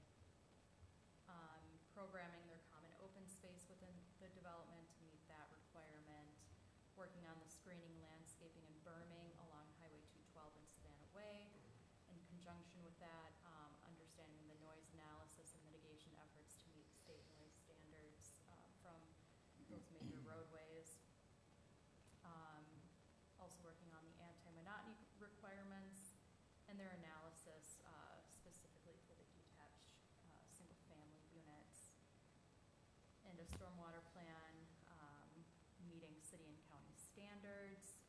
And then also a construction traffic plan too, as it relates to the construction that's coming with Savannah Way and potentially with the Southwest Community Park happening at the same time.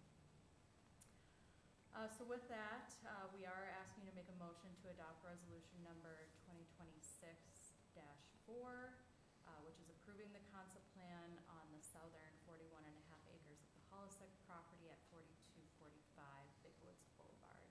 And then based on the conditions that are listed in that resolution, I'm happy to take any questions. Otherwise, I do know the applicant, Haley with Pulte Homes, has a short presentation that they would also like to give. Does anybody have any questions for Liz? Not really. Not for Liz. I have just one. So the facades on these homes looked a lot like what we saw for the Spring Creek addition that was like an adjunct to what Carver already had. Is the plan, was the plan to have this kind of all flow into one, or look like it was supposed to be one big neighborhood because of their location, or, because it seems to me like a lot of these houses are looking really similar, and while I appreciate, like uniformity and stuff like that, I also love that our city has so many different neighborhoods, and with each of them, there's something special about them, so I would hate to lose some of that as we start to build out the western side and the park and all that, to have it all look like the same all the way to Carver, you know what I mean? So that was my only thought, was that we're maybe, on the east side, we have so much diversity from the golf course on down through the townhomes and, downtown up through uptown, and then we're kind of just getting like cookie cutter or status quo on the west side a little more. And it could be fine. It's not that I'm saying it's right or wrong, I'm just asking if that was part of the larger plan. Yeah, and I think hopefully with this development, it is gonna provide that variety and diversity in the housing product out there, because Southwest Chaska, the way it's been developing in this area, has been predominantly single-family homes, because the market has been driving that.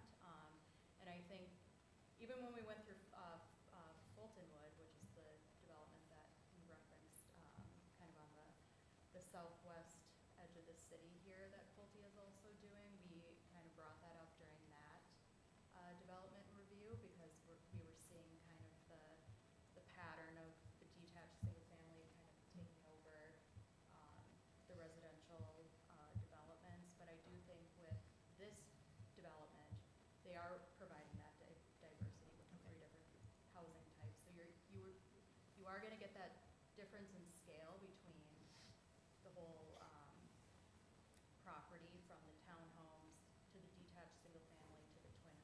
will be a newer product that they'll introduce in Chaska. The other two have been built here before. Perfect. So I think just having those three different product types is gonna bring that diversity.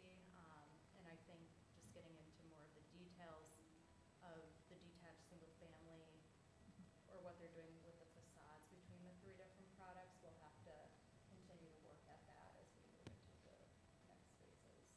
Sure, perfect. And then the last question, or second question that I had was, with all this development, do we think that the current, what road is it? It's by you, where the on and off ramps and Bigwoods Boulevard? Bigwood Boulevard, yes, I always forget the name of that. Will that be able to handle all this? Yeah, so that road was actually designed with this plan in mind. Okay. Yep, so, so we, in our comp plan, we assumed a certain amount of density, that was gonna be there, and like Liz said, it could go anywhere from 3 to 40, units, and this one's gonna be at 5 units per acre, so we'll definitely be able to handle the traffic Okay. on there. Yeah, just with all the building going on there, I wanted to Yep. make sure we were thinking about that. Yep. I have maybe two questions for you and then one for you.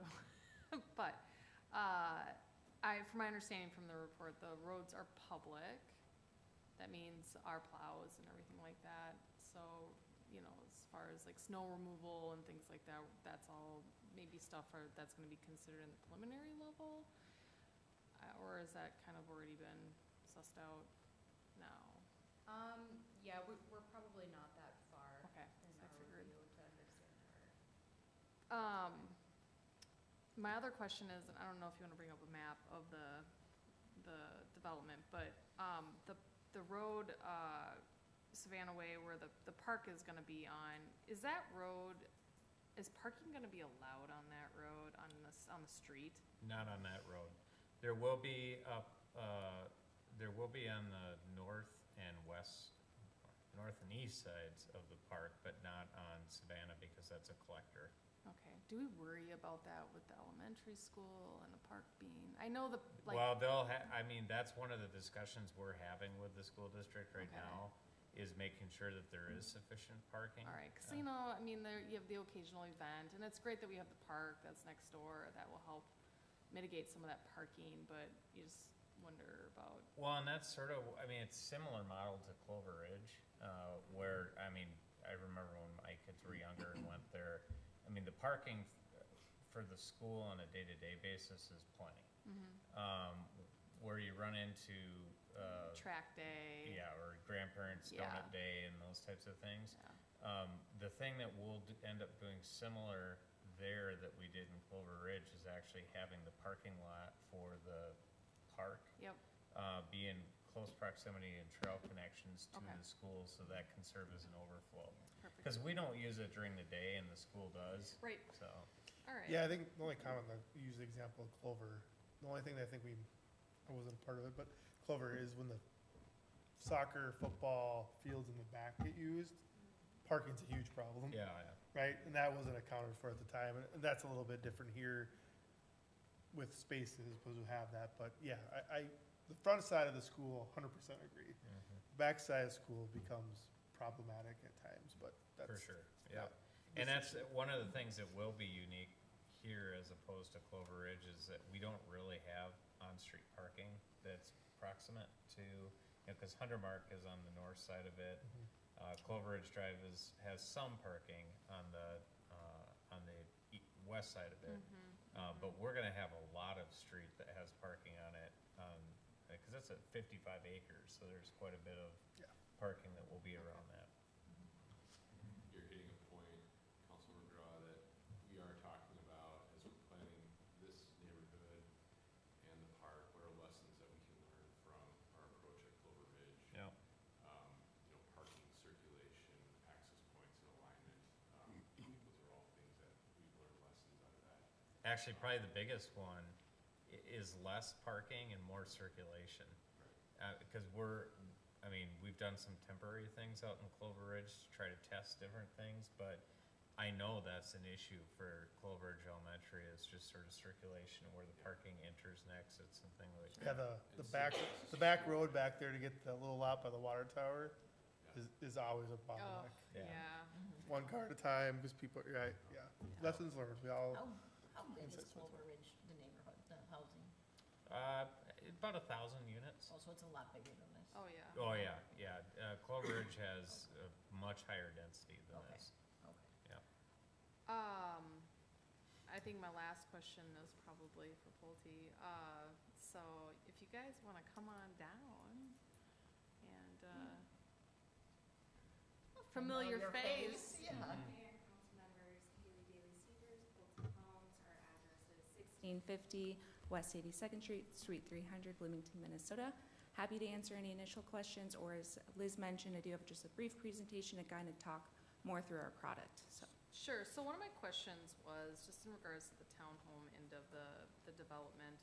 I didn't really, and again, I know this is concept plan, but I didn't really see like overflow parking allotment, or, you know, my worry is with townhomes, you don't have a lot of like green space where people necessarily can park. It's like driveway.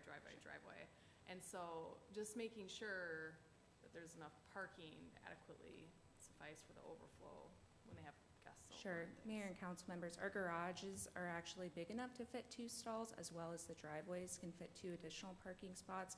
And then we will also have public streets as well, which we can work with staff on, any additional requirements if needed.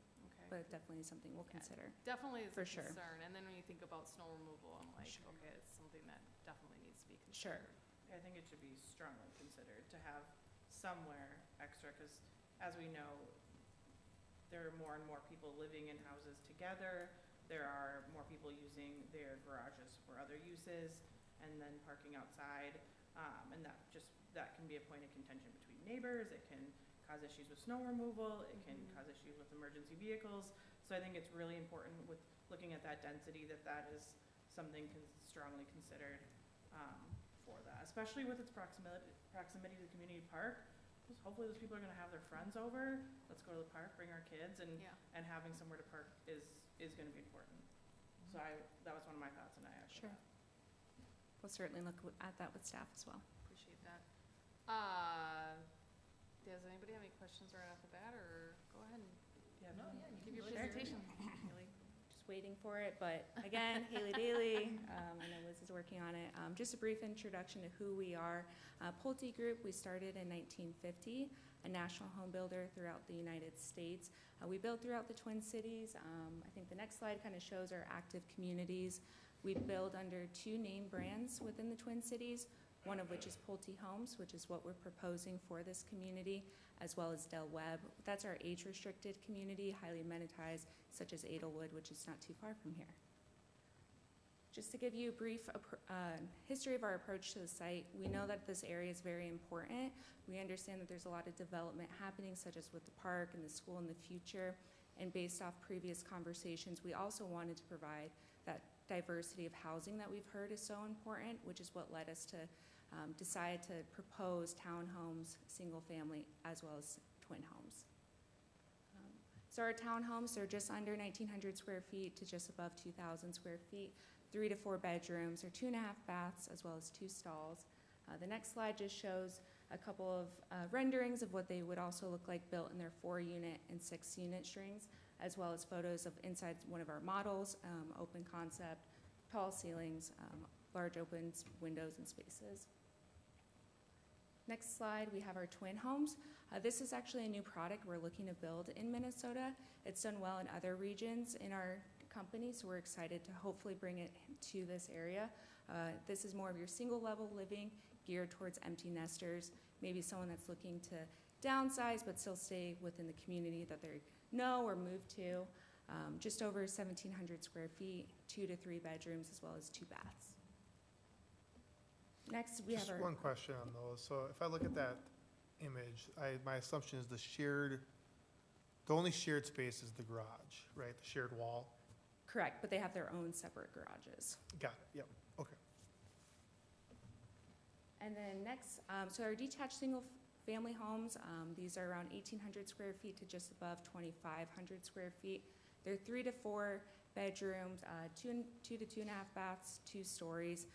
As Liz mentioned, We can meet most of the design requirements. However, there's 2 flexibilities we're looking for feedback on. And I can go into more details for the porch in the next few slides because there's actual renderings that we had done because we know that it's still important if folks have a porch that they can use it. So as you can see, we drew up one of our actual floor plans with our dimensions and put 2 chairs, table, as well as planters. And the next slide shows that there's still space to walk in front of it. And one of the reasons why we're requesting this flexibility actually has to deal with the bedroom space above the porch. As that porch gets deeper, the roof gets pushed back more, which creates issues with the window and window clearances per building code, which is why this is one of our requests to possibly seek flexibilities to reduce the porch depth from 6 feet to 5 feet. And then the other flexibility we're seeking feedback on is in lieu of LP on the fronts, we would propose 2 different types of siding and have stone on all the fronts. We understand that there's important architecture requirements and to break up some of those facades and create something unique to look at. And this is one of our ways that we found that helps do that, and we would like feedback on that as well. And just as a note, all of our floor plans have multiple elevations to it, and there's over 30 unique color packages that future homeowners can select, and we would follow the city's anti-monotony code as well as our own. So it is something we take into consideration when looking at our side. How does the siding and even maybe the porch impact affordability for these homes? Does it increase the cost of the home, decrease, or when, affordability I think is such an important piece of it. So I would say, like, if we're making an exception, what do we get out of it? Sure. So how does that impact it? Mayor and council members, it is an affordability thing. These items help reduce the overall cost that we have to put into a home that we no longer have to pass on to a future homeowner. And it may seem small when you're talking about thousands of dollars per home, but that can mean a lot to someone who's looking to buy their first home or downsize or whatever their goals may be. So it is one way that we've helped kind of find cost-saving opportunities for potential buyers. Thank you. And I can take more questions on the porch and as well as the fronts. So in short, that is our summary tonight. Again, 207 units. We do realize this is an important part of the city. We would like to, to move forward with this application with providing a mix of townhomes, twin homes, and single-family homes, and looking forward to any feedback or questions. Questions for Haley? Go ahead. I think feedback, I appreciate that you, obviously took away from some previous developments our desire for diversity of home inventory, and I think this, I was excited to see that there were 3 different home types. To me, I almost envisioned somebody moving into the community, getting a townhome, starting their family, maybe wanting to get a yard, upgrading. They want to stay in that neighborhood, they love being by the park, they love their neighbors. They could literally go through their life phases in the same neighborhood. I also think it is nice that it doesn't get to, not even just like the visual of the homes, not too monotonous. You can have kind of 3 neighborhoods that also kind of come together too. So I was glad to see that, so thank you. I think the trails and the sidewalks are going to be very important. I know this is concept, so we're not necessarily there yet, but really giving some thought to how those trails and connections through those 3 neighborhoods, or what kind of feels like 3 neighborhoods is one, go to the park, and being really thoughtful about that, because I do just think people are going to move to these homes for that park, and at least probably a lot of them, and the school potentially being there, things like that. So being really thoughtful about those connections, I think, is going to be important, and definitely something I know I'll be looking at for the preliminary plan, and how that kind of guides through. So I'm always going to say this, and you'll probably be sick of me saying this, and sometimes it always feels a little too dense to me, and I realize even if it meets certain standards, I think it's always, there's value in considering the density. So, and I think specifically in the townhomes, as the mayor already brought up, if there's opportunity for parking there, that's one area that I really felt strongly about that. So I think other than that, those were kind of my feedback and comments. Awesome. I was just gonna add, similar to Michaela, but slightly different, and I realize this is literally across the street from the park, which is fantastic. But top lots are still great because little kids don't always have the ability to walk that far to the park, or parents don't have time to walk that far to the park, but they still should be outside. And in a townhome community, it can be hard to have, even a playground in your backyard. So maybe the thought of just a small tot lot in that townhome neighborhood might be nice for the children that live there. Because a walk to the park might be too much for them or out of the question if the parents aren't able. So maybe just think about that. Sure, Mayor and council members will look into that, as well as potentially adding parking and looking at how those things affect the site plan as well, but that's something we can work with staff on. Yeah, I just comment, I echo Councilmember Hatfield's comments of just about density. Now, what gives me hope there is it's the variety of the product. Because it is such a visible space from 212, and a lot of people will make opinions about the city of Chaska as they drive through that space. And the example that I use, because I think of it every time I travel the road, is 169 up into Shakopee when you look right, when you're going north, right? Like, it just looks like massive homes everywhere and like very cookie cutter. And so now what that doesn't have is variety, which I appreciate with that too. So I'm curious to see in the preliminary kind of a little more details of what comes out, but I like the concept of having those three. I think that'll help break that up. I think Chaska's done a good job of meeting the needs of a growing community, but not fall into the stereotype of suburbia. To use it that way, right? That's what I think. That's what I think of when I drive up 169 and I look to the right and you just see townhome, or house, and there's small yards and everything like that. I think you get a lot of, on the single families, if you look at size of yards, and you'll meet the requirements and everything will matter. The biggest thing that I always hear up in that area, and we have a good variety of product, but I'll just speak for myself. We looked when we built in Founder's Ridge, we looked at the Harvest versus Founder Ridge as an example. And the thing that sold us so quickly was the yards. Yard sizes, space between houses are dramatically different from the south side of the road to the north side of the road. Now, everyone chooses differently, right? I get that. It's not like everyone wants a big yard, because some people look at it and go, I gotta mow that. I also learned when you have a corner lot, it's a lot to snowplow and shovel, which I didn't think about at the time. So I just think those are things that kind of keep in mind when you kind of look at that. And I think roads and ramps and all that will kind of play into that. But I will again echo, I like the variety of housing options. It's exciting to see that space. I suspect your interest in wanting to develop it lines right up the fact that I do think a lot of people are going to see an awesome park and a future school there and be like, this is an awesome place to want to live.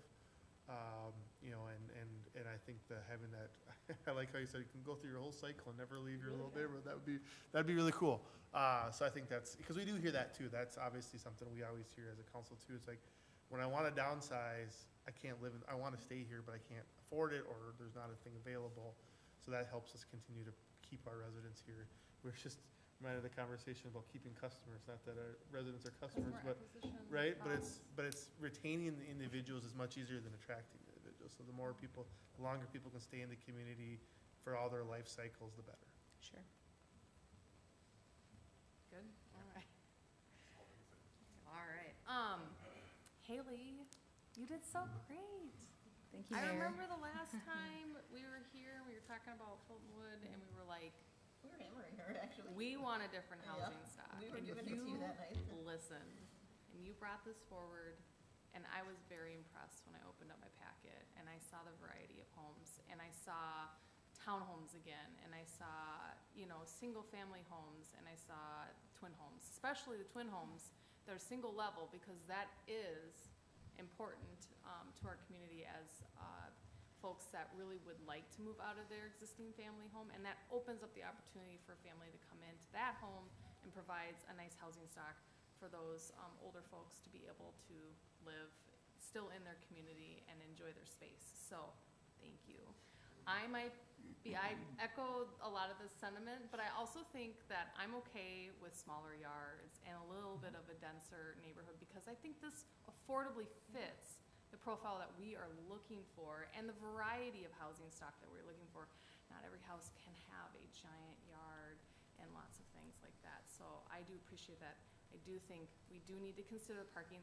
That really comes from a personal sentiment. I live in a townhome neighborhood. I know we need overflow parking. It's just something that needs to happen.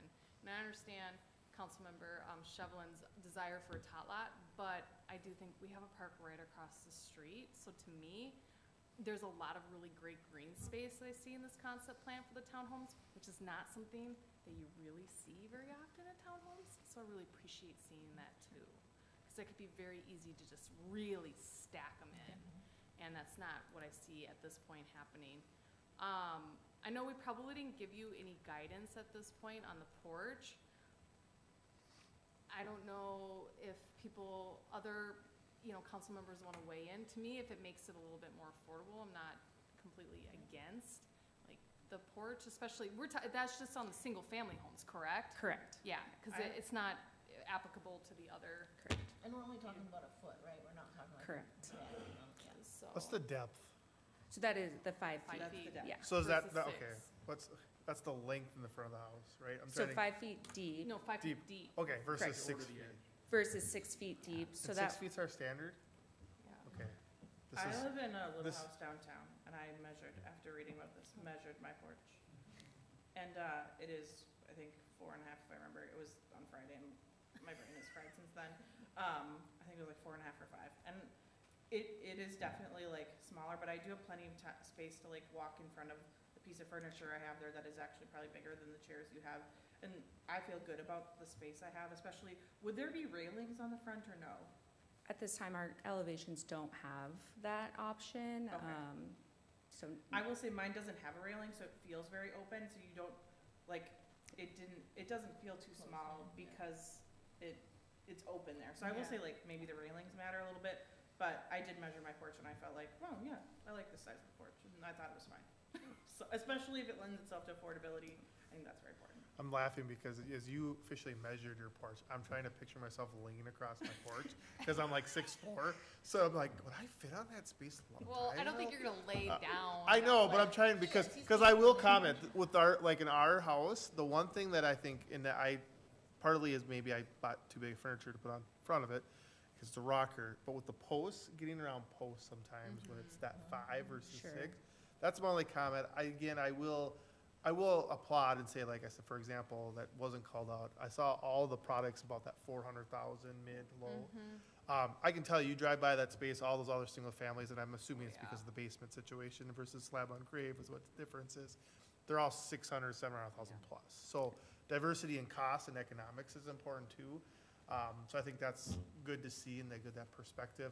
Yeah, that's my only, I don't have a strong opinion on the porch. Like I said, I got more comical trying to figure out if I laid across my porch, because I didn't officially measure it, but, because I'm like, is that really 6 feet? But I know, I kind of looked at the idea that the single-family homes have a patio in the back. Yeah. There's opportunity Yep. there for that outdoor living space. yeah, we sit more in the back than the front chairs, to be honest, So, but, truthfully. Yeah, Mayor and council members, one of the things that we talked about at the planning commission and some of the feedback that they gave, so just for your consideration, as we evaluate that, application of our requirement, right, in this situation, would be to take a look at, just kind of doing a layout, right, and testing out that space. One of the questions that one of the planning commission members brought up is just being sure that if that, foot is removed, how does that kind of typical lawn, or I don't know, porch furniture, right, setup look, and just making sure that we can navigate that and bring that out a little bit.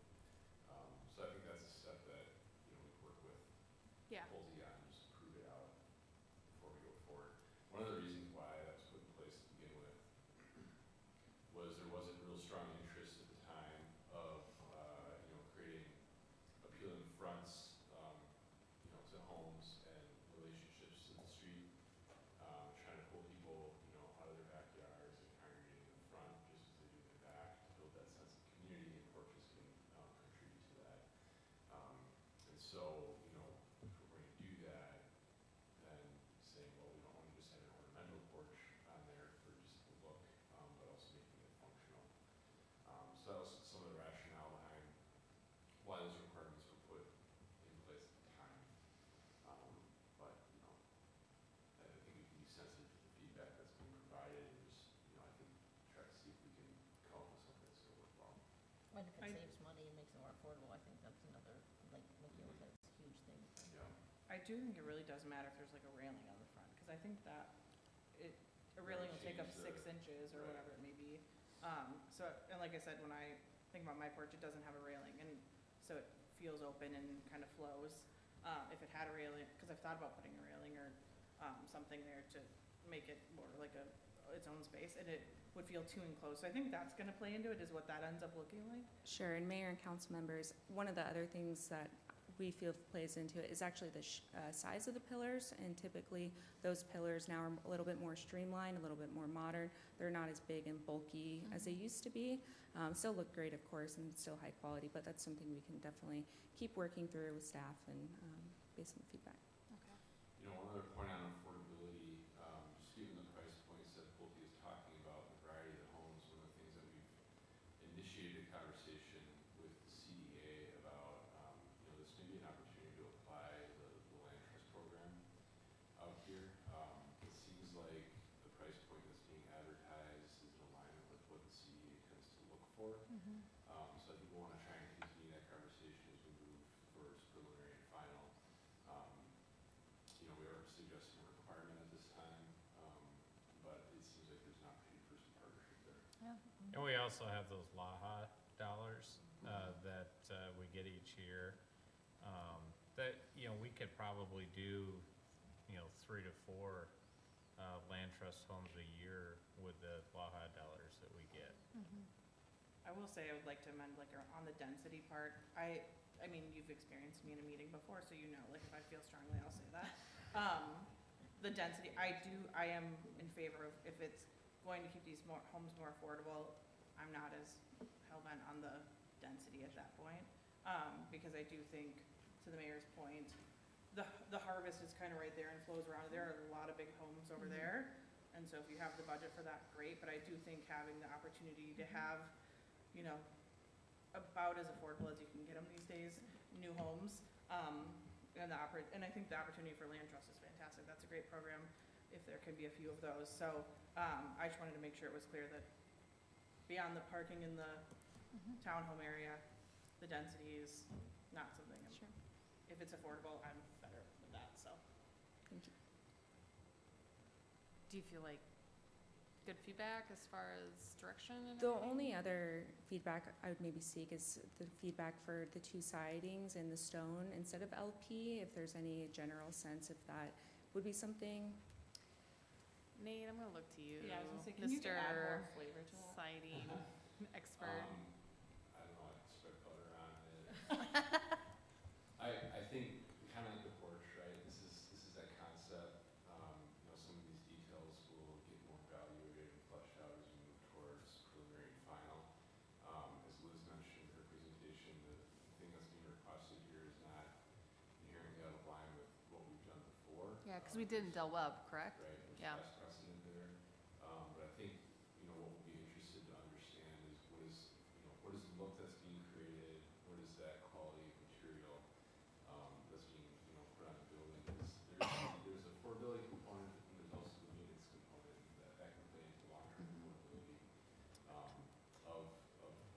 of a building, right? So, I think we'll just want more information to understand that, you know, we're achieving those goals and objectives. I mean, I think, I'm just gonna clarify one thing. yeah, go ahead. So that's already in the Del Webb and Edelwood here, so that's something we could pop up and kind of drive by some of those homes to get a Yeah. look and feel. I think there's probably value, and I didn't realize that, or didn't pay attention, didn't realize that, but I'll probably pop through there, because I mean, you know, I think seeing how it comes out, like what it actually ends up looking like is gonna, and the value and the quality is gonna be important to that, but. I mean, The the one- homes are beautiful, Yeah. Yeah. Edelwood, so. Yeah, Edelwood is, I was gonna say it's gorgeous.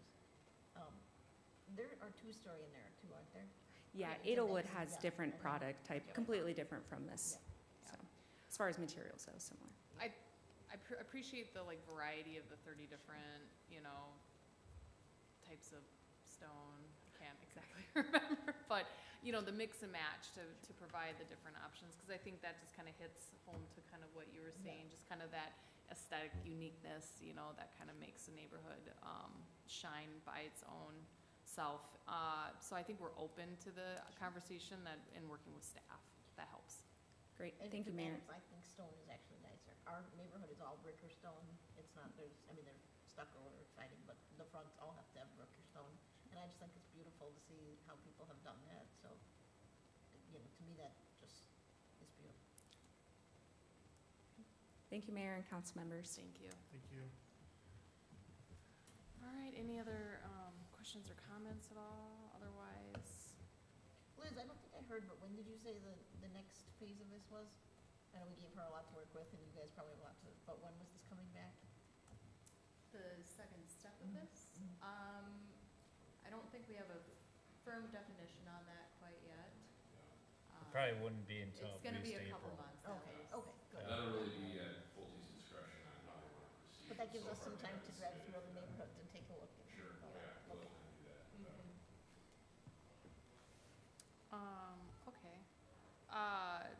I mean, it's a great start. And these concept plans are always, that big overview look. And so I think good direction's been given. And so I would entertain a motion to adopt the resolution 2026-4, approving the concept plan on the southern 41.5 acres of the Holasek property at 4245 Big Woods Boulevard. Second. So moved. Are you moving or are you seconding? No, I just was entertaining it, but okay, all right, motion by Councilmember Shevlin and a second by Councilmember Hatfield. Any other discussion? That was a lot to say. All right, all those in favor say aye. Aye. Opposed? Just use Google Maps. And it's on. Not It's really. coming back. Okay, that moves us along. That moves I us think along. there's a wire underneath it, yeah. Is that what's my? No. It looks Maybe like it's the panel. Yeah, the panel. Okay, sorry. Thank you. All right, so that moves us along to 8B, adopt resolution 2026-7, approving the preliminary site and building plan and rezoning for Peavey Business Center at 4200 Peavey Road, Shaw Construction, PC number 2025-21. Mayor and council members, this is one that you saw the concept plan before, and now we have the preliminary plan coming back. This is the site north of Aeration, the old Aeration Industries building. And as we heard the last time, would be housing both Southwest Rental, which is just a couple blocks to the east of here, and then also a plumbing company from Waconia, where you're from. So exciting to see these uses, especially Southwest Rental being able to stay within the community. So this is coming from the Planning Commission with a recommendation for approval, and I'll turn it over to Ashley for presenting it. Thank you, Mayor and Council. As Matt said, we are up in the northeast corner of the city. 82nd Street, as it kind of turns into Norix Drive here, is really that Chanhassen-Chaska border. Tonight we are in the second phase, so we're starting to see resolution to some of those issues that were identified in the concept plan review process. Anything that comes out of this review would then be addressed before it will come back to you in the final review before permitting. The request is for a new office warehouse building with outdoor storage. The applicant, as Matt said, is Shaw Construction. There's also two future tenants here, Southwest Rental and Sales, which is currently operating just to the northeast of this site, and then also Crimson and Copper Plumbing, which would be relocating from their current location in Waconia. This northeast quadrant is currently zoned PID 8, so Planned Industrial District number 8. Up until 2018, it was zoned PID 2. Really what's important coming out of that is that under both of those zoning districts, even with that rezoning, was that outdoor storage was prohibited on properties that were adjacent to Highway 41. So that's really what's driving the zoning ordinance amendment request that's before you this evening. Just briefly going through the previous approvals for the site, this was detailed in your report for this evening and in my previous presentation, so I'm just going to touch on it as it relates to things moving forward. The previous approval from 2005 included 3 buildings. They were each about 6,000 to 8,000 square feet in size. They were really intended for 15 tenants. The approval included kind of three main points that would continue to relate to this project. The first was that enhanced screening would be required along Highway 41 for that project. There was also a cross-access agreement that was in the southeast corner of the site. That was really to improve site circulation between the two sites and then also allow for essentially a secondary access into the site. And then third, just that reiteration of no outdoor storage on the property.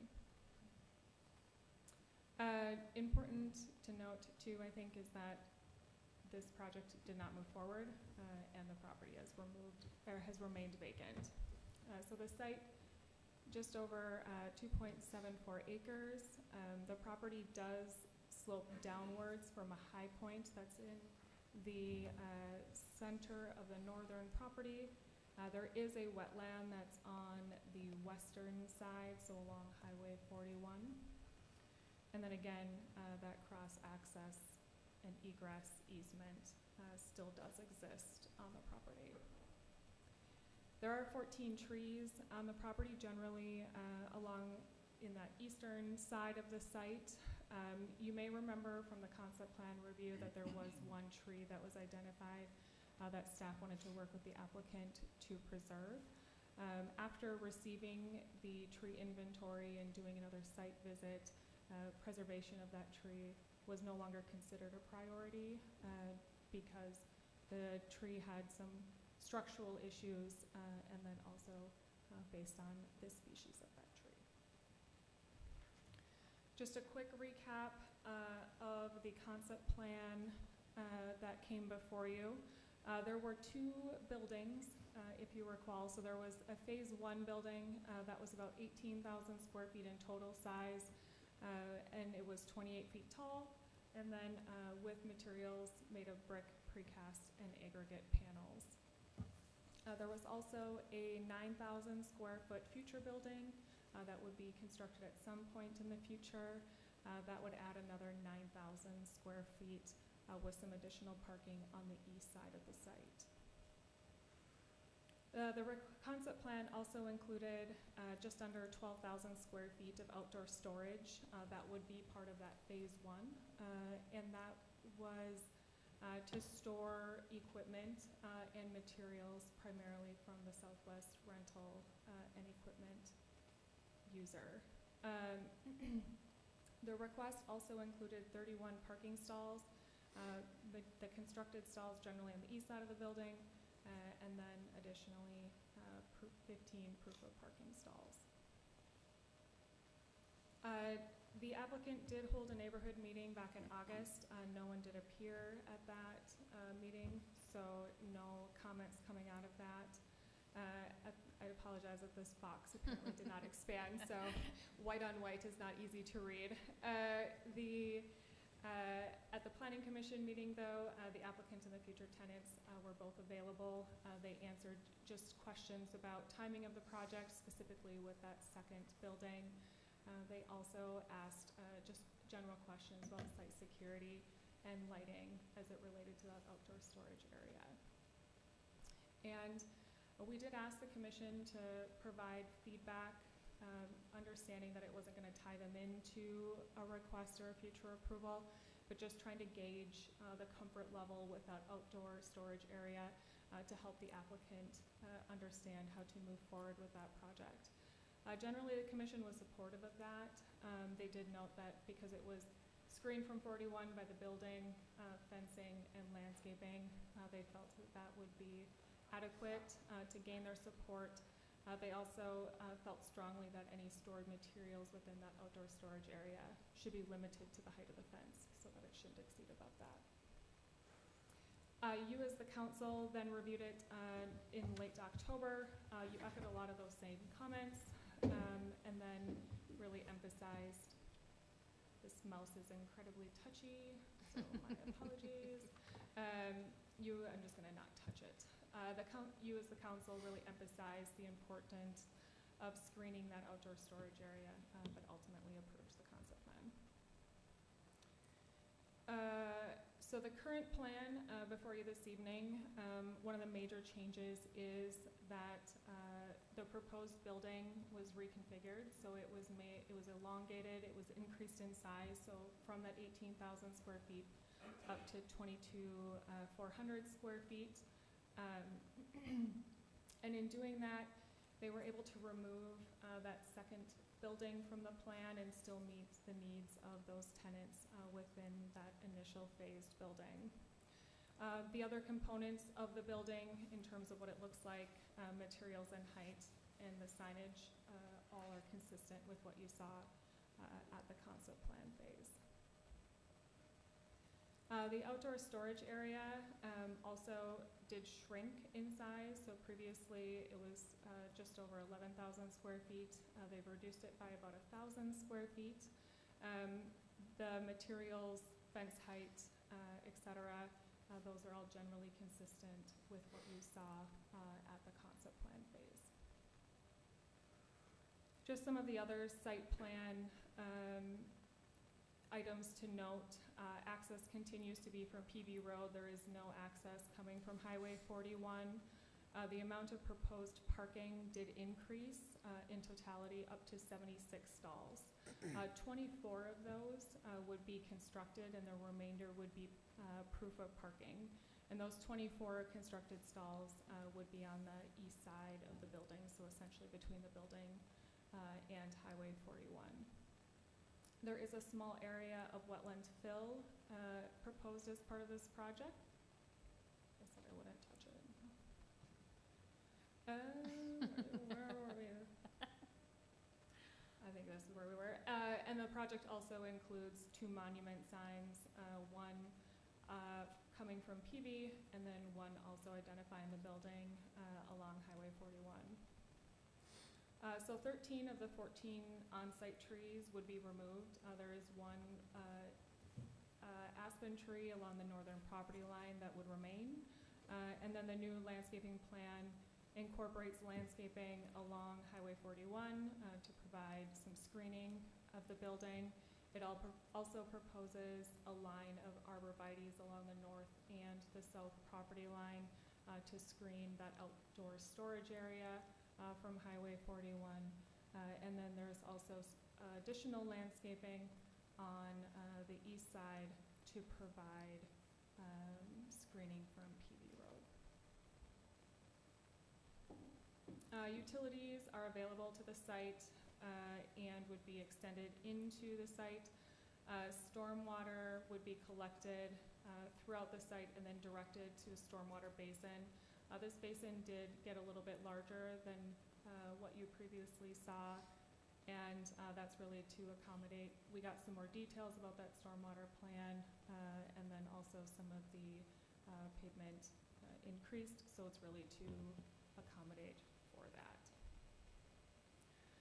So moving into staff's analysis, the uses consistent with what our 2040 comp plan would allow for industrial uses. Within the PID 8 district, the building uses are allowed, but again, there is that amendment request before you this evening to allow that outdoor storage area. So staff is generally supportive of that request before you, finding that the subject property is guided and zoned for industrial. The outdoor storage area would be behind the building and wouldn't be visible from Highway 41. The stored materials, as a condition of approval, both of the ordinance and the resolution, couldn't exceed the height of that fence. That would further mitigate visual impacts, and then additional screening would continue to provide, or would provide additional screening both from Peavey as well as Highway 41. Just an update, in the concept plan report, there were some items that had to be addressed as it related just the lot configuration. The initial one was with Chaska Business Lofts. The property was platted such that there could be independent ownership of those 3 buildings, and then there was an additional lot created to allow for those shared amenities like the parking, stormwater, et cetera. So there was gonna have to be a process that the property owner would have to undertake in order to reconfigure that property into one contiguous lot. The owner has accomplished that, and that item is resolved. Coming out of that process, there is an existing drainage and utility easement that existed over that kind of shared amenity property that still exists. So you will see a easement request with the final review, and essentially to vacate that easement and then establish a new perimeter easement consistent with what our code would require. Additionally, there needs to be some resolution as it relates to the cross-access easement, but the property owner is continuing to work with that southern property owner to resolve that item as well. Continuing with, or consistent with the concept plan, the building does meet our building material requirements with 32% meeting that class 1 requirement, and the building does also meet our setback requirements. And then initially with the concept plan, there was a deficiency when it came to parking. So they have again increased that number up to 76, and with 24 of them being constructed, and staff finds that they would meet the anticipated demand of that building without requiring additional excess parking to be constructed. But as you'll note in your resolution, staff can require that in the future should a parking issue become. Initially, with the concept plan, if you remember, the parking lot setback both from the north and the south property line was 5 feet, where 10 feet is required. The applicant did work to reconfigure the plan in order to generally meet that 10-foot requirement. There is a small little encroachment area that's circled in red that does drop below that, so we would look for that to be resolved in the next phase. When it comes to landscaping, generally again, all but one of those trees will be removed. That initially identified tree for preservation no longer meets that threshold, making it not a priority, so that tree will be removed as part of this plan for that stormwater basin. The plan currently, with the identified species, does not meet our landscaping ordinance because elms, the species of elms in totality is excluded from being considered an overstory tree. But if those 4 elms are swapped out for different species, then it would fully meet that landscaping ordinance. So that's something that we would look for resolution ahead of final. So again, we're in preliminary. The things that we're gonna look at for resolution in the final review is the easement vacation and dedication, as well as resolving that parking lot setback, so just increasing the area within that encroachment. Just an update on the cross-access easement. You'll note in your resolution this evening that we're just looking for that item to be resolved ahead of permitting, but we hope to bring you an update on that in the next review. And then revising the plans such that they meet the landscaping ordinance. The plan did go to the Planning Commission meeting, what was that, 2 weeks ago? I know time feels like it was a long time ago, but I think it was just 2 weeks ago. It was yesterday. I wouldn't even know. I don't remember what I did yesterday, so it's possible I was here with the Planning Commission. The applicant and the future tenants were also there. They answered just a few questions that the Planning Commission had. Really, again, trying to understand the removal of that second building, just confirming that they wouldn't come back requesting that in the future. They just asked a few questions about fence material and then just site security as it relates to that outdoor storage area. So it is coming before you this evening with a recommendation for approval from them. So with that, that concludes my presentation. The applicant and the tenants are here again this evening to answer any questions, but I'll turn it back to you, Mayor, for any questions or discussion. Okay. Does anybody have any questions for staff at all? Or the applicant?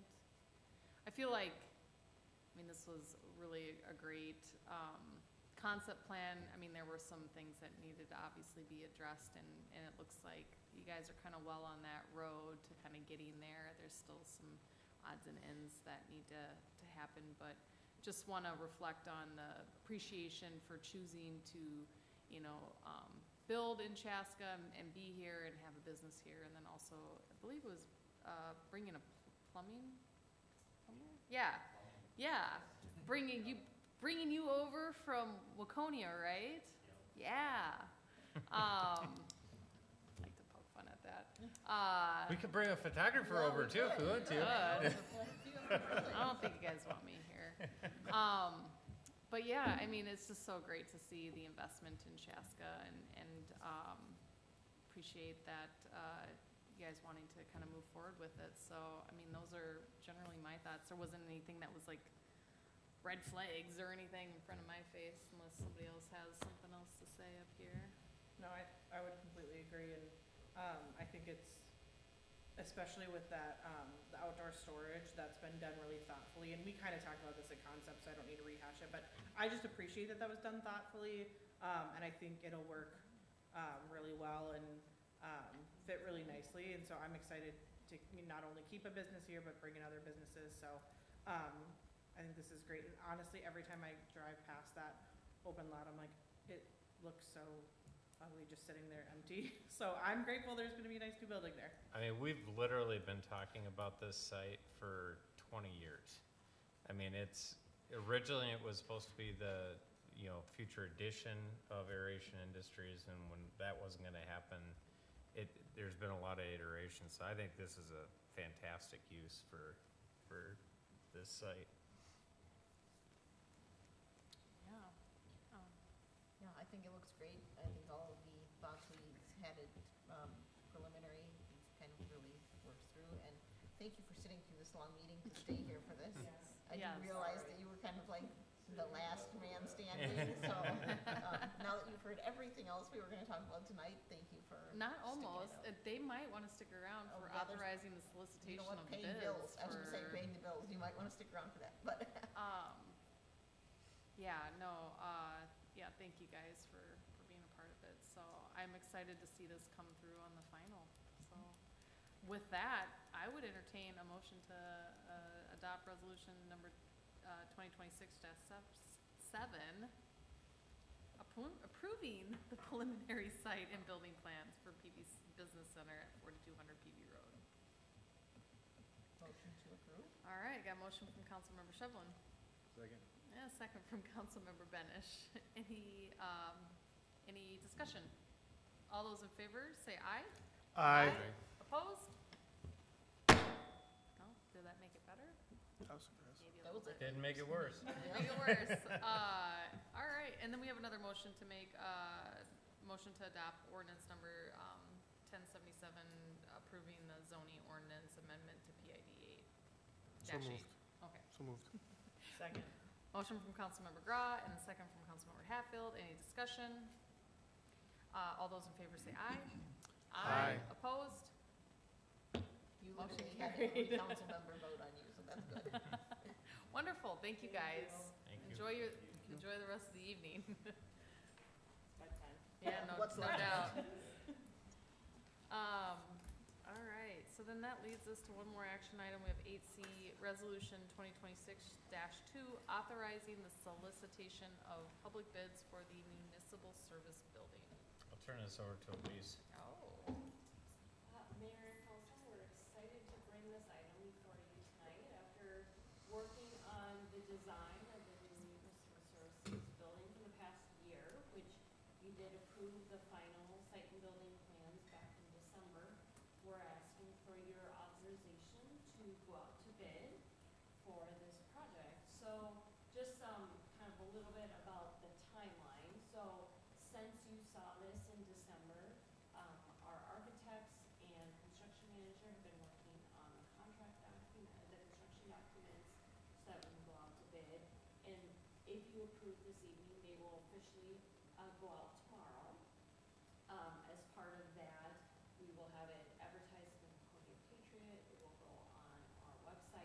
additionally, RJM, our construction manager, has a number of outlets that they will bid in as well. So the bidding period will be open, January 27th, so tomorrow, through February 19th, at which time the bids will be opened. In that, did I say February or January? I think you said February. You said February. Fantastic. Next Wednesday, February 4th, we will hold a pre-bid meeting for any contractors interested in bidding so that they can learn more about the actual project itself. And then the bid opening will be February 19th. We anticipate being able to bring back the awards if cost and everything looks okay at your March 16th meeting for final approval. If that all goes smoothly and as to plan, we would start site mobilization in May, about May 1 in there, and then construction will start soon after that with substantial completion by fall of 27. So with that, we're asking you to adopt ordinance 2026-2 authorizing. Well, this is exciting. This is super exciting. We're gonna break out the golden shovels in May. As long as it's not cold like today. Do we have golden shovels? We've never done golden shovels. I have two now. You own them? Because I was a part of the county stuff. Oh, I know, well, I'll be right? spray painting a shovel tonight. There you go. No, You can probably order them on Amazon for On $10. my porch. I joke, but yeah, you can definitely spray paint a shovel, so. No, this is really exciting. It's fun to see this come forward and kind of keep that train moving down the tracks. So I am hoping that we get some really good bids with that. Is the person who built public safety interested in, or do they not know? I guess I don't know. So with the public safety facility, we had Like specialized? 30 Yeah. to 40 Is it- different contractors Oh. working on that. Yeah. Okay. So we act essentially as the general contractor, RJM is our construction Yeah. manager, and helps oversee and coordinate Sure. all those individuals. Though, and we would expect to do a similar thing here where we'll have a number of bid Yeah. categories. Yep. Okay, that's what I was thinking, like parking and all that kind of stuff. But RJM, being on construction management on the public safety project, they're actually, they're tearing down their trailer, I think, tomorrow at the public safety center. And, they're gonna immediately then get they're actually bringing their staff who's gonna be working on this project. There's gonna be similar people on there, but there's gonna be a couple different people. They're literally moving from this project to that, Oh, like, good, right away. good. Yep. Yeah, that's So exciting. to me, the continuity is way more important with them than it is with the actual subcontractors. Absolutely. And I guess the fact that you are going with them again says the answer to this, but you feel like they were really good at bringing all those different subcontractors Yeah, together? and the public safety building wasn't the only time we've ever worked with RGM. We've actually done a couple of projects at the community center. When we had the COVID dollars and we did improvements here at City Hall, they were the ones that managed that, and we only had, Nate, or maybe it was Elise was working on it, we only had like 3 months to spend these dollars. Oh, it was Nate. We gotta give Nate credit. Do you like what we did? You mean the But- separate entrance and? Yeah. But it's, so, we've worked with them on a number of projects and been very pleased with them. I guess I got voted out of the position, so you understand. You did great then. Oh, man. All right, You're looking for a motion? yeah, I'm looking for a motion. Motion to approve. Okay, motion to adopt Or resolution. adopt resolution 2026-2, authorizing solicitation for bids for the municipal services building. All right, I got a motion from Councilmember Shivlin, Second? second from Councilmember Hatfield. Any other discussion? All those in favor say aye. Aye. Opposed? Motion carries. Okay. All right, that moves us along to the bills.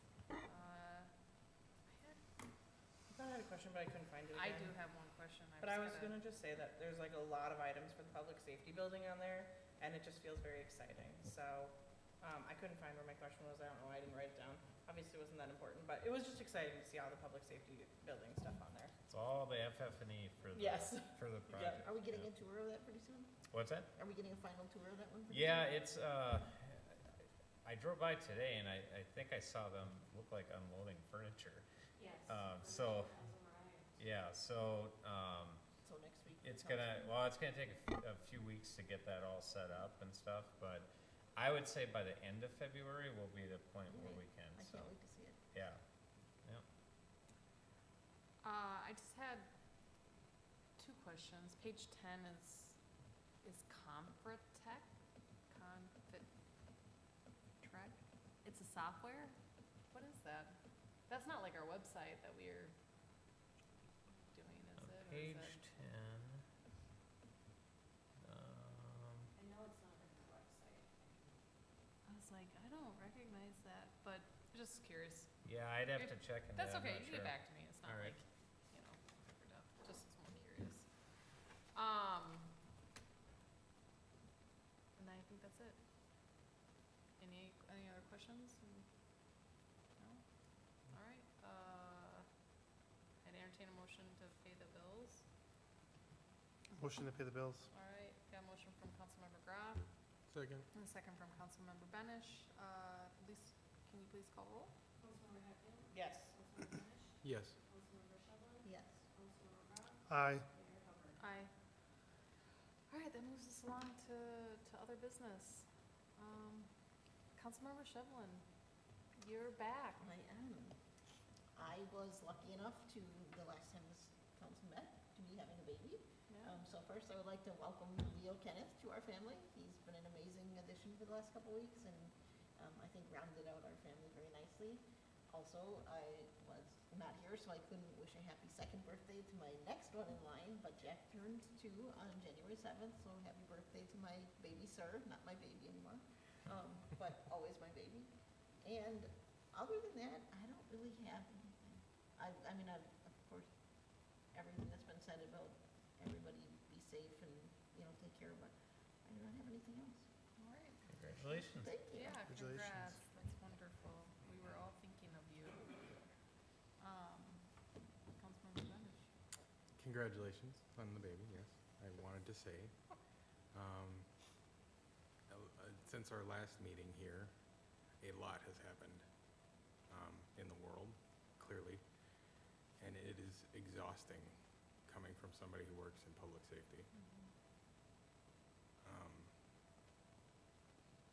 I think everybody just needs to take a breath and figure this out like humans instead of how we're going about it.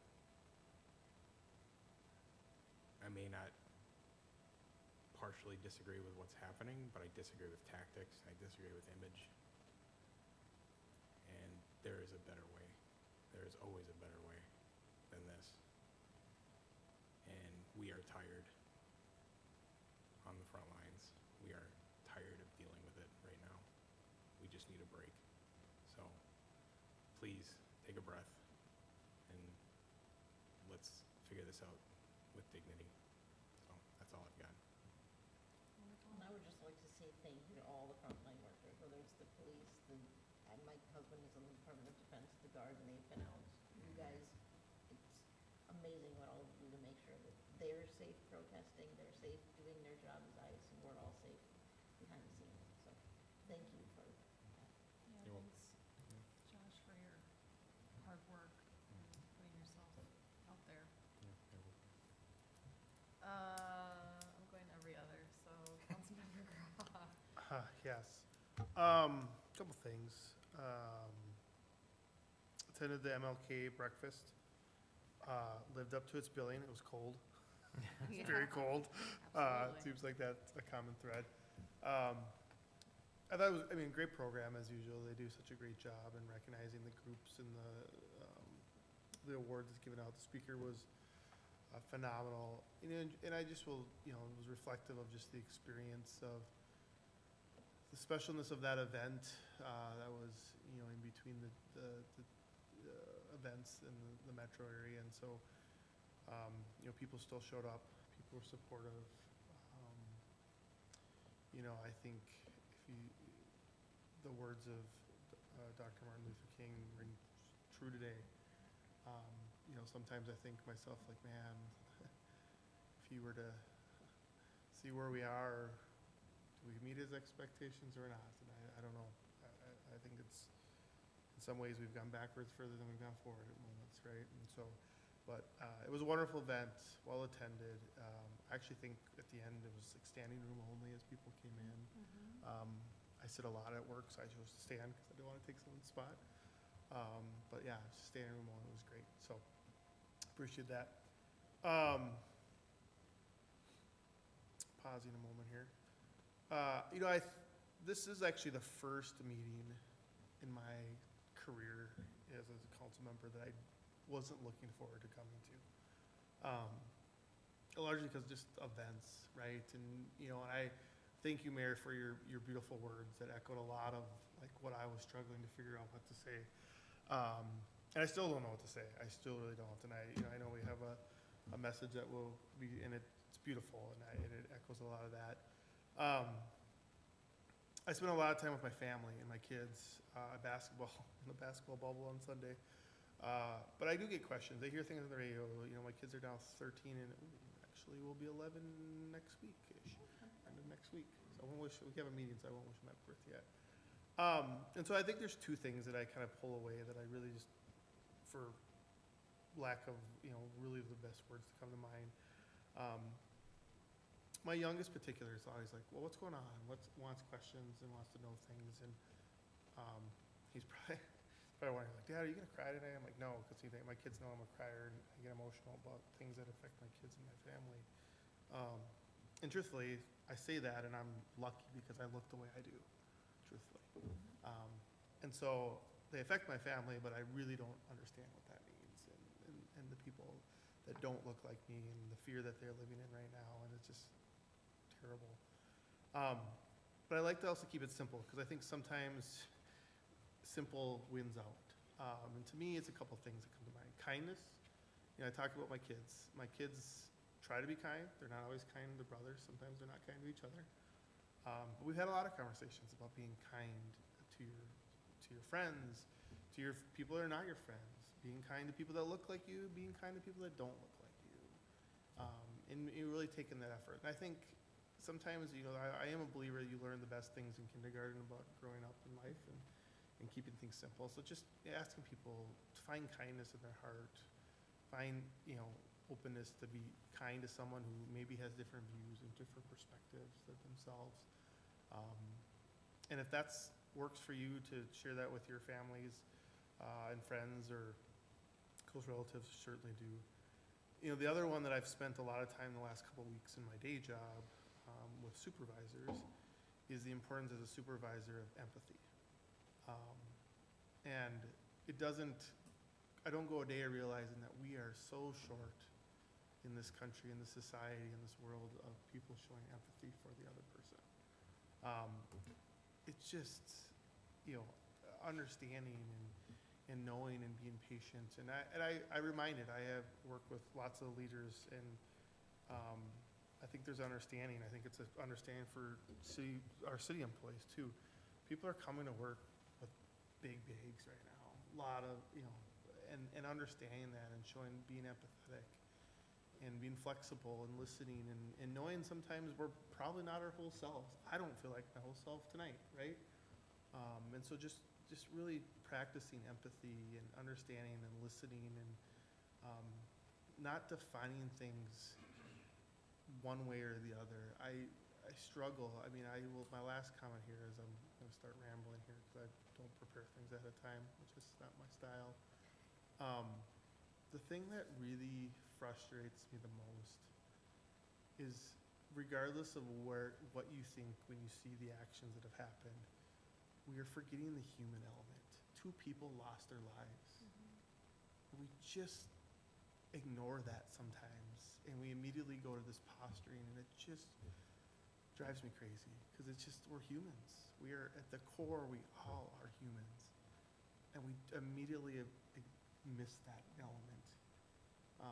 So find the human connection, find someone you can talk to someone who looks like you, talk to someone you don't know that doesn't look like you, check in with people. We need to take care of ourselves. We need to take care of our neighbors, and just be kind. And I'll leave it at that. Great, wonderful. All right, Councilmember Hatfield. Sorry. Yeah, I think really everything that's been said has been really amazing. I appreciate, like Councilmember Grau, thought, probably sat down to write something 10 times and was like, I don't know what to say at this point. So, Mayor, thank you for being our words and saying that. So, the MLK breakfast I think really was like it was a good timing event, because I know like I did not want to get up and get out of bed that cold morning, but I was like, I'm gonna feel better if I go see my community. That's gonna feel better, and it did. And Ethelyn Kava did such a good job with her address, and in it she said, recognize the privilege you hold and use it responsibly. That was her kind of challenge or ask of everyone in the audience, and I think Councilmember Grau, you touched on that. Like, I am painfully aware that I could move about my last 2 months and longer with no fear, that I could just move around and I was fine, and that is not the experience of my neighbors. And so I think that's a good ask. So if you weren't at the MLK breakfast and you didn't watch it, A, go watch it, it was fantastic, but B, just really like take that hopefully away with you too, to just recognize the privilege and then use that responsibly, and that can be done in a million different ways. And I think too, Mayor, you kind of said this, like feeling so powerless to do anything in all of this has just like sucked. And I think it's the little things of like showing kindness. Kindness is a choice, and just recognizing where you can help. If it's shoveling a driveway or having a conversation or delivering something, or giving money and items to help people that really need it right now. Like those are small things you can do. Having a conversation. One thing I realized through all of this is that my algorithm and my For You page and my timeline on social media seems to be different than some others, and had some challenging conversations about that. Being fed very different information and trying to come to a place with people where we trust each other and can have hopefully what is a kind and clarifying conversation about how we see things, or what information we're being fed. So addressing misinformation, I feel like I've done a lot of that with a few friends on my timelines this week, and that was one thing I felt like I could do when I felt really powerless. So I think there are a million different ways you can do that. And then the other thing I just want to, in all of this tragedy, looking for the helpers. And my goodness, our community has really shown up. And that's where I'm going to get emotional, because it's just like amazing. I've driven through neighborhoods and see grocery deliveries happening. And, Little Ruse has been a donation spot. They've done an amazing job stepping up. And you see the pictures, the Nordlings post of just full of donations, and Bountiful Basket, the same thing, and just everything Latino Voices is doing, and how all of those things are really the community. That's none of us doing that. That is community stepping up and saying, not here, not in Chaska, we're gonna help our neighbors. And so I just think I wanna recognize the helpers and the people doing really good things, because I think that's the light in all of this. So, yeah. After that very serious note, I'm gonna just add some humor as I do, and talk about a couple of other things. One of them being Puzzle Mania. Oh, boy. I promise. Because you and Taylor did so good last time. We did so good last time. You don't have to worry about us this time, or at least not me. I have a conflict. I can't go. I think you should reschedule. Bring the team back. That's February 7th, and I highly recommend, because even if you really are bad at it, you will feel welcome there, I promise. They were kind enough to put us on the flyer that Yeah. we posted. They at least didn't say that we were giant losers, but we were. So, highly recommend that event. And then, of course, the ice fishing event coming up for the fire department is on the 14th of February, and that's always a really good event. So I don't even want to say anything about the ice. I'm not gonna say it about the, like, physical. It's been cold. cold. It's I'm not plenty gonna say anything thick. about it, because I don't But what if wanna it gets jinx it. warm, yeah? It's so thick that it froze It out is? the fish. Okay. No. Well, I don't wanna, I'm Disappointed. as much as I don't often hope for cold weather, I hope it stays cold for a little bit here to allow for that. We can just make it a couple more weeks, it'll be great. A few more weeks. So those are always really good, or that's a really good event. And even if there isn't the ice fishing portion, there's always a lot of, There will be. yeah, I'm thinking there, but I don't wanna jinx it. There's lots of good activities inside to do too, so. And I think that's it. Michaela, where do you sign up for this Puzzle Mania thing? It's through Parks and Rec. Yep. Parks and Rec. Mhm. Chaska. Yeah, and you can do, I think, I recommend getting a team of 4. well, I think they do the 1 to 2 person teams too, but Oh, yeah, there's that's 2 different right. categories. I think the 1 to 2 and then the 3 to 4. And I just recommend like having the most amount of people Yeah, for that having the category max you can amount of have. people. Cause they're definitely, and if a team 'Cause shows there up are wearing some matching puzzle shirts, Leave. just accept that you're gonna lose. Yeah, or like, yeah, I was just gonna say, you're definitely not gonna come in first. And that is really all I had. All right, well, that's wonderful. Okay, Elise? No, Nate? I'll leave Kyle alone since he's on his phone back there. Tell them all on it. He's watching some video or something. You got something to add? You look like the student that got called out of like class by the teacher. Just play with you. Christoph? No, Matt? I just want to piggyback on something Councilmember Benish said about this feeling of exhaustion, and really just thank our employees Yes. for, I mean, I can see the exhaustion in people. It's just palpable. And just a huge thank you to them for what they've been doing to keep the community safe and just being dedicated and stuff. But I know they feel the same way you do. Yeah. And it really grates over time. And then on a good note, State of the City address is on Wednesday night. Yeah. So reminder to people for that. So this will be the first annual. Yeah. 6 to 7:30, we'll have our resource fair, and then Mayor giving the speech at the community center in the theater, so that should be a good time. Yeah, I'm looking forward to it. Even amongst all of this, it was like, okay, we got a lot going on in the world, but this is still community, and it's still talking about our community, and an opportunity for everyone to get together and learn more about what's going on in our community, as well as resources that, are available, or just more information to learn. So I'm excited. And you're right, did you say the time? Perfect. 6 to 7:30. 6 to 7:30, yep, there you go. And it will be really cool. There is is it a woodworking demonstration? Wood Steve- firing demonstration, No, right? Steve Kelzer does, he does like wood veneer artwork. Yeah, So he's gonna be doing some demonstrations yeah, on and I that. had an opportunity to chat with him at the MLK breakfast, because he was part of the musician. Yeah, He I was is gonna say a- multi-talented, act, because I he know. was killing it on the Steve piano. is one of the most talented people I know. I mean, he's a woodworker, he's a farmer, he's a musician. I mean, he's just an extremely talented person. Yeah, so it is very exciting, so I shared my appreciation for him being a part of the event, and so if I'm not entertaining enough, like, at least come for Steve. So, Well, there's a lot of really great things going on in the community. yeah, it's gonna be Behind the scenes, a great Yeah, speech. it'll be great. It's gonna be a great speech. And that is perfect segue, I guess.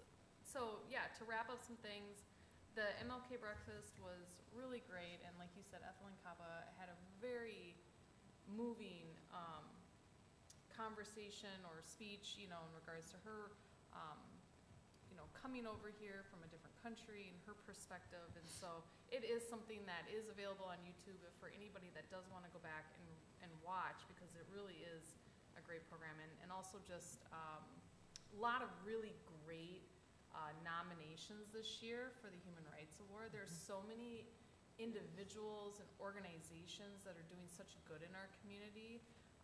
I always make sure to throw a couple of nominations in just to recognize those folks, and it was really great, that there was one that I really wasn't on my radar that won, and it was the Monday Market, right?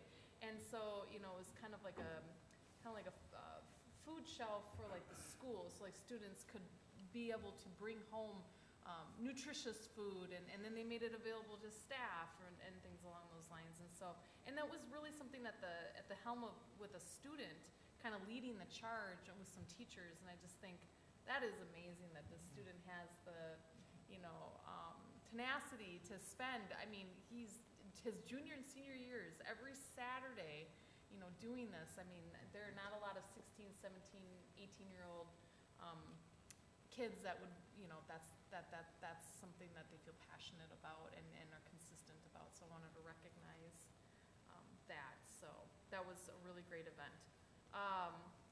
Also, the night before, we had a little get-together at the Curling and Event Center for the curling team. It feels like a million years ago, but it was really neat to see Team Casper there, and there was one of the gals, because they had been doing some interviews and stuff like that, so one of the women came down from the women's team, Team Peterson, right? Yep, so Taylor Anderson, she's actually one of our employees. Yes, Yep. and she practices there all the time, and so it was really fun to meet them. And then there was the mixed doubles team, Corey Dropkin. Yeah, and Yep. Corey. Yep. Corey and Corey.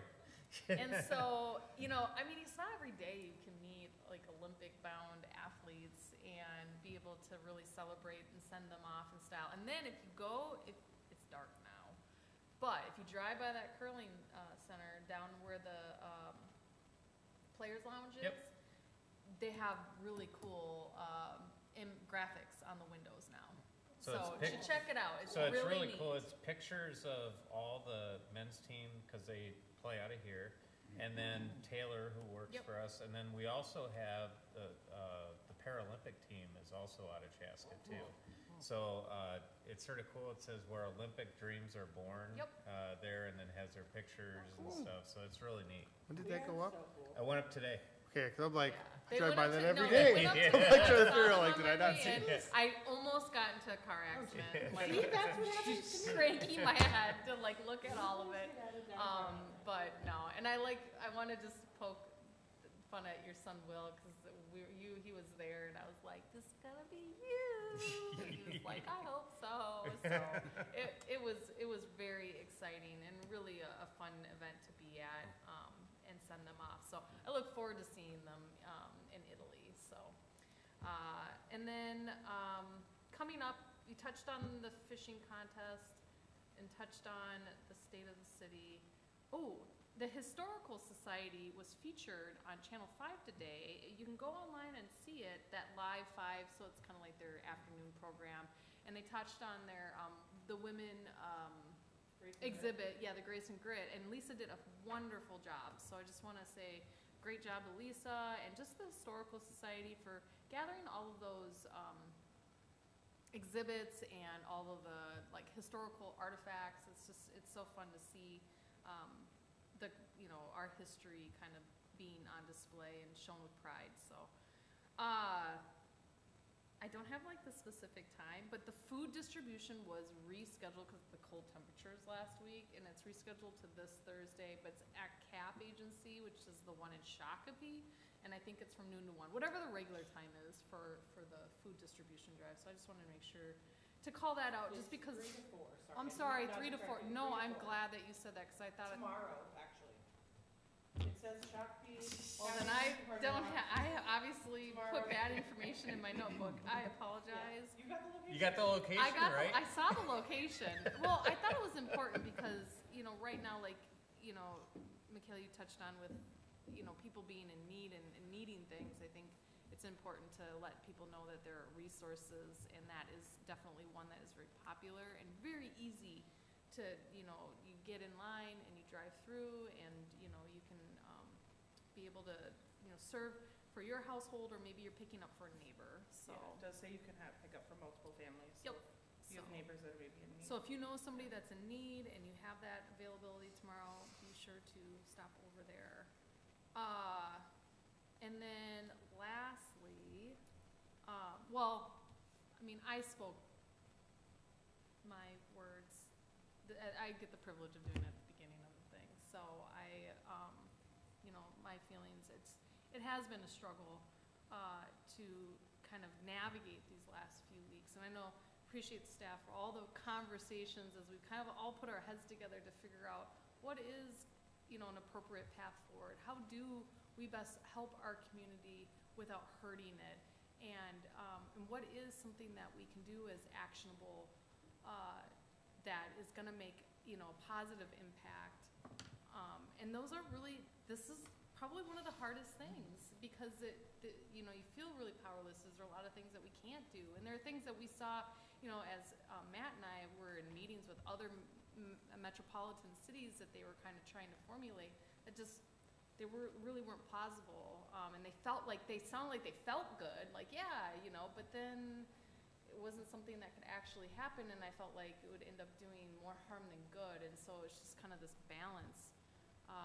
But really, it gives me hope to see, in working with some organizations, just the number of people that are stepping up to help in the ways that they can, whether it's their time or energy, their space, or their, their donations, and then just seeing those organizations, I know they're exhausted, and they're still working so hard to ensure that, they're serving the community, and that people have that resource available to them. So I want to say thank you to everybody. I know it's been really trying, so.